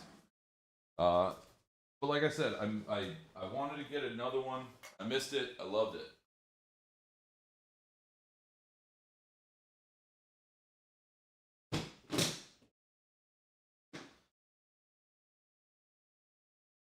So I'll tell you this: I'm not gonna sell that one. You know, sold the last one. I shouldn't have, but I did. Needed the money last summer. You know, yo, Jason, you're telling me, dude. You're telling me I would fucking kill for a hardtail AZ. Straight up, straight up. I would be all about it. Like I can't tell you enough how stoked I would be on that. Be pumped. Thank you.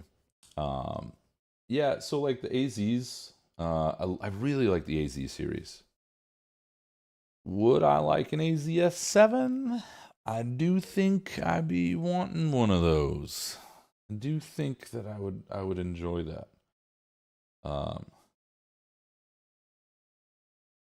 and but yeah. So what are you guys up to this what are you guys up to this week? Anybody doing anything cool this week?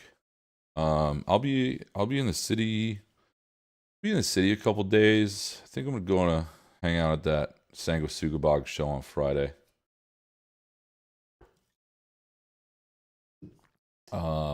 Like a prestige, yeah, a prestige hardtail 7. That would be obnoxiously nice. Obnoxiously nice. Like I could not tell you how happy I would be about that. Oof, primo. That would be phenomenal. Absolutely phenomenal. I'm gonna say, yeah. So this week, let's see. Let me look at my schedule. Um, I only have I only have one guitar with a or no one. I have one RG with a Tunematic. Um, that's the LA custom that Jim gave me. I enjoy it. I think it sounds great. I think it plays great. Tunematics are like kind of weird for me. I don't really like how my hand sits on the bridge. Um, just kind of a little uncomfortable, a little too sharp. Um, I mean, same thing like Les Pauls and stuff like that. They're cool. I have a couple. I got one that's gonna be going into repair soon, which will be great. But yeah, usually I'm a hardtail guy or just a Floyd guy. I've been becoming more of a Floyd guy lately. Um, hold on.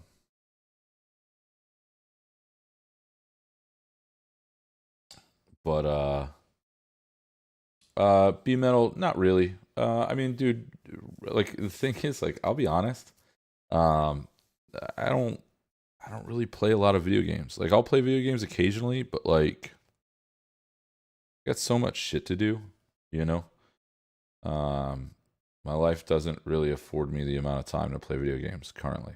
Currently, you know, I'd rather be spending my time working on something and like, furthering my career. It's just how I am. Building a seven-string T-style guitar, basically copying the Evidence FR shape. Yo, Tal, that's pretty sick. That's awesome. Like a thinner FR would be really cool. That would be really rad. I would definitely enjoy that. It was a Les Paul, called a Les Paul CM. Look into that. It's kind of crazy. It's it's a full size Les Paul, but it's like a thin body, like So instead of being like 30 pounds, it's 25 pounds because everybody knows that Les Pauls are obnoxiously heavy. Floyd scare you? Floyd scared me for a while until I like, hunkered down and really taught myself how to use them. It's just all about balance, man. It's all about like making sure that you're how can I explain it? Making sure that your bridge is just sitting properly where it's supposed to, and then go from there. That's it. There's tons of YouTube videos about it. Honestly, Ben Eller has an amazing video about setting up your Floyd, and I mean, Ben's a good dude. He knows what he's talking about, and like to be honest, you know that's your best bet. Ellie, what's happening? Yeah, when it comes to does the tremolo help? I mean, it depends. Like if you want to block, like a tremolo is it just blocks your bridge. So like it just allows you to keep your bridge from moving. Period. So if you want to turn your Floyd into a hardtail, you just get a tremolo. I have a tremolo on that Xiphos that I was just playing. I mean, I like it, but I'm gonna end up taking it off, putting lighter strings on, taking it off, and making it more of like a shreddy machine. Um, just because I enjoy that a little bit better, a little bit more. Um, there's a couple guitars that I want to play this year, that I want to take out. I think, like, to be honest, I think I'm going to take out different guitars in the States and Europe. Um, you know, what's my opinion on the government not letting anyone make cancer treatment and making another renewable power source? Um, I mean, that's a long answer. That's a very long answer. I think people are making renewable power sources. I just think that they're getting. I think that their reach is getting buried by social media and stuff like that because of lobbyists. As far as the government not letting anyone make a cancer treatment, or rather, there's treatments, but there's no cure. I think that's because, unfortunately, being sick and people being sick is a big business. And the sicker that people are, the more money that they make. But what's funny is that it's a double-edged sword, right?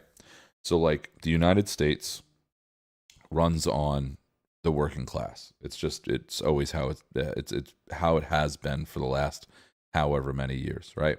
So the more people that are in better health, the more workers you get. The more workers you get, okay?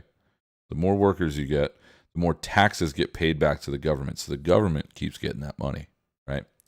So you would think that they would want that, but at the same time, they also get money when people are sick because those big pharma companies always give kickbacks to the government for keeping people, on the hook for certain bills. So double-edged sword. That's my opinion. If you want to know about how a floating trem works, I also know that. Let's keep it let's keep it guitar related. Um, well, so the minimum wage doesn't go down. It's just that the minimum wage doesn't realistically, the minimum wage just doesn't buy enough because of inflation. You know, uh, ESP pushes these days hard for artists. Did they talk to you? No, I haven't talked to ESP. I'm an Ibanez guy. I've been an Ibanez guy for like 12 years, 11 years, something like that. Listen, ESP makes really nice stuff. I like their stuff a lot. I've owned probably like, I don't know, probably like 4 or 5 ESPs. Um, or one ESP and 4 LTDs. Same shit, whatever. And they're great. They're great guitars. It's actually kind of funny. I used to have a Viper 1000. Dude, fucking dickhead over here, right? Not knowing shit about guitars, right? I took a Viper 1000 to I took a Viper 1000 to Sam Ash in Huntington, technically Melville, to get it set up. The guy turns around and he goes, "Oh, the truss rod is stripped. Can't use it anymore." So me not knowing how to set up guitars, I'm like, "Oh fuck, my guitar's destroyed." So I stripped all of it. I put everything on a Les Paul Custom that I had, a 1971 Les Paul Custom. Idiot. I took the original bridge off the Custom off, tossed it because it was ratty. An original ABR1 like a fucking dummy, right? Then on top of that, I took all the tuners off, all that shit. I replaced the tuners with Spurzell locking tuners. I have an ESP bridge on this Les Paul Custom, right? Put the pickups in the Les Paul Custom, whatever. Took the ESP, it sat on my fucking wall, or like it sat on like a mantle for fucking years. I took it, I sold it for like $150 because I was like, oh, like somebody's gonna have this thing fucking fixed, right? Yo, the guy hits me up a week later, put all the shit back onto it, like, got tuners, got pickups, got everything. He's like, hey man, like this truss rod's not stripped. Yo, that guitar sat on my fucking wall for like 12 years. Dude, so fucking mad. But listen, that's also on me for taking that guy's word for it. He's a dick. I don't know who it was. Whoever that guy is from the Huntington Sam Ash that told me that my guitar truss rod was stripped in like fucking 2000, I don't know, whatever. You're a dick. I don't like you. um craziest yo, what's funny is that like one of the craziest moments backstage was literally like there's certain guys in this chat room that were there. We were in Netherlands and like some dude just like fucking walked back in, and like while while we're eating dinner, like this guy just tried to like punish the shit out of Joe. He was just like a random fan. I was like, yo, dude, like you gotta leave. And he like wouldn't leave. So I like walked him out. And then like I turned around and he like went to walk back in and I fucking lost my mind on him. Cause like this dude, first off, he was annoying. The second that we got into the show, he was just, oh, it was awful. And then like he snuck backstage. Like, you're not supposed to be back there. This is our home. You know, this is our space. Get the fuck out. About that Euro tour, dude, I'm really excited about that Euro tour. Getting to hang out with the whatchamacallit. Um Getting to hang out with the Silosis guys and the Darkest Hour guys again, you know, second year in a row. I really like them. I really like them peoples. And them are good peoples. And you know, did I ever play a JS1000 or JS Custom? So you know what's really funny? I only played them years ago.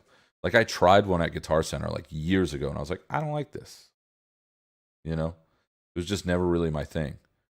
And then, you know, now playing for Ibanez, it's just like, you know, yeah, Metal Freak, exactly. You know, it's just, listen, man, some people are just weird with stuff like that. And like, you know, it is what it is. Jeff, thoughts on Kiesel guitars? I really liked the Carvin stuff back in the day. Um, I've played a couple Kiesels that I do like. I've played a couple Kiesels that I don't like. Um, just not my thing, you know. Um, I really like Jesse that works at Kiesel. He's awesome. He's a good dude. Bought a guitar off him years ago that I ended up selling to Blaine from Sweetwater. So that's where that's sitting right now. But it's funny, it was a Sweetwater exclusive. And like when he started working for Kiesel, he's like, yo, I'm moving and like I want to sell this guitar. So I bought the guitar off of him. Um and yeah, I like that guy. I like that guy a lot. Jesse's good people. As far as the guitars go, I mean, you know, I've only played like maybe a handful of them. I used to have a Carvin T, like Telly style, that I really liked. I enjoyed that guitar a lot. Yeah, dude, the lineup is fucking awesome. I cannot complain. Like, very happy about how that lineup is doing, um, or how the lineup is, and I really like all the bands. Like, I enjoy all of the bands on that lineup. So, um, um, but yeah, besides that, I mean, dude, was that in Amsterdam last year? No, so that was with Thy Art in, I want to say it was 2020. Maybe? You'd have to ask Deformance. Deformance it was in Netherlands. It wasn't in Amsterdam. Um but yeah, it was funny. It was a funny one, man. That was one of those things where I was just like, dude, like what are you doing? You know, like why do that? You know? Like why be that guy? But listen, some people get weird. Some people get weird with that stuff. Um I mean, it is what it is. You know, there's not much you can do about it, you know. I'm more into D-shaped necks. Yeah, I'm way more into D-shaped necks. D-shaped, like soft D. Like C-shaped is cool. I enjoy C-shaped. Um, but it's just realistically my thumb and my fingers jive more with a just a flatter neck profile. Yo, Jason, of course your mind goes there, bro. Of course your mind goes there. Um Yeah, I mean, realistically, there's a couple. I mean, dude, I even like V-shaped necks. V-shaped necks are super sick too. Just depends on what you're playing, you know. And yeah, I just I don't know. It's all personal preference. Like neck shapes and stuff like that. Like, everybody's like, "Oh my god, like you play a 25-5 and you play," and I'm like, "Yeah, bro, just what I like, just what I'm into," you know. No, Kevin, I don't think it was Tilburg either. Um, because Tilburg is where Kafka and Kappa are, right? Man, I honestly don't remember. It was a matinee show. It was a matinee show. I do remember that.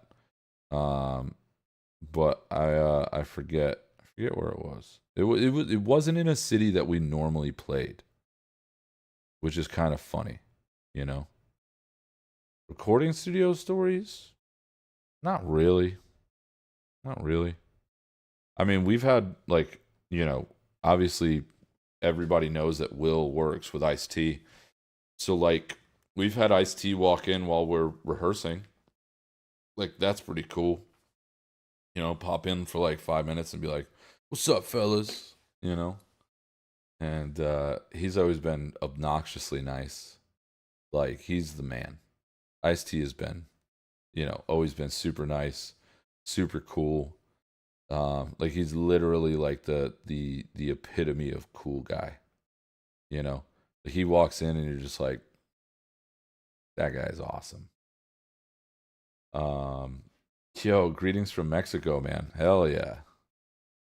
Uh, I love me some Mexico shows.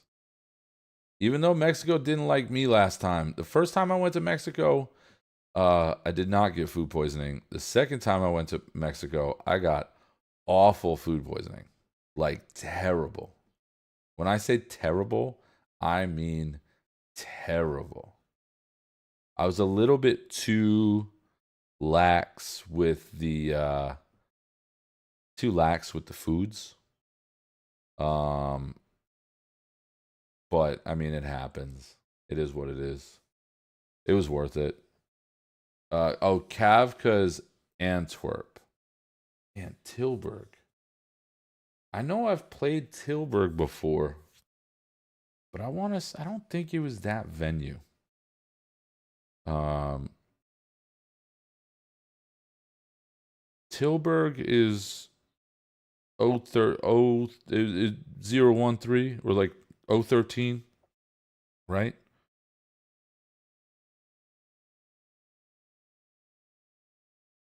I think that's where that is. Correct? Like it's kind of like how can I explain it?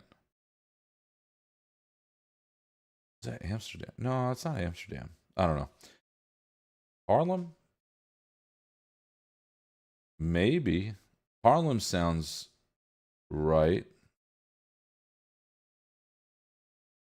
I don't know. Listen, man, all those shows blend into each other. I remember the venue, I remember the backstage, I remember a lot of shit, but I don't remember the actual city. Man, I was so pissed off that day. I was so mad. So mad. Um but yeah, so besides that, nothing new. I'm gonna come hang out tomorrow. Also, tomorrow I'm gonna stream. Probably probably do some music stuff again. I gotta set up these new speakers. I just got brand new speakers. I got new speakers from Sweetwater. They sent me some cool stuff. In another live, could you play? Yo, so Eduardo, tomorrow I could definitely do that. Tomorrow I'll be on from 12 to 3 as well. I could definitely do that. I don't mind doing that at all. I haven't played that song in a minute. Uh, have we played it live? Hmm, I don't remember when the last time we played that live was. Maybe over the summer? I want to say maybe over the summer for festivals or for like headline shows or whatever. because we definitely didn't play it in Europe or on the Exodus tour. I want to say it was. I want to say it was last summer for festivals, like headline festivals or headliner shows on the festival run. But yeah, I could play it tomorrow. I could definitely play that tomorrow. What else was I gonna say? Yeah, I gotta go through. I gotta go through my guitars and stuff like that. I gotta see what. Honestly, I gotta change some strings and set some stuff up. So, but yeah, I'm gonna head off. I'm going to go set up some stuff. Go clean my shop because my shop needs some cleaning. Um, Brewing Factory in Fresno. Oh, I do remember that. I do remember that. B Metal Freak. I was there for that. I almost slept through that show. Honestly, me and Blue had tacos outside. Went to lay down for a nap, and we woke up literally during our changeover, which is only supposed to be like 15 minutes. Like Lorna Shore played, and then we were supposed to hit our changeover. Dude, insane. Absolutely insane. I was just like, dude, where? I was like, what is going on? Absolutely no idea what was going on. Um, but yeah, I had a good time. Good time at that show. That venue was pretty cool. The venue was pretty sick. Um, but yeah, so all right, fools. I think I'm gonna dip out. Whoa, whoa, whoa, whoa, whoa, whoa, whoa. Shush. I think I'm gonna dip out. Um, Come hang out tomorrow at 12. Same thing, 12 on the dot. I'll be chilling. And I'll see you guys tomorrow. Be good.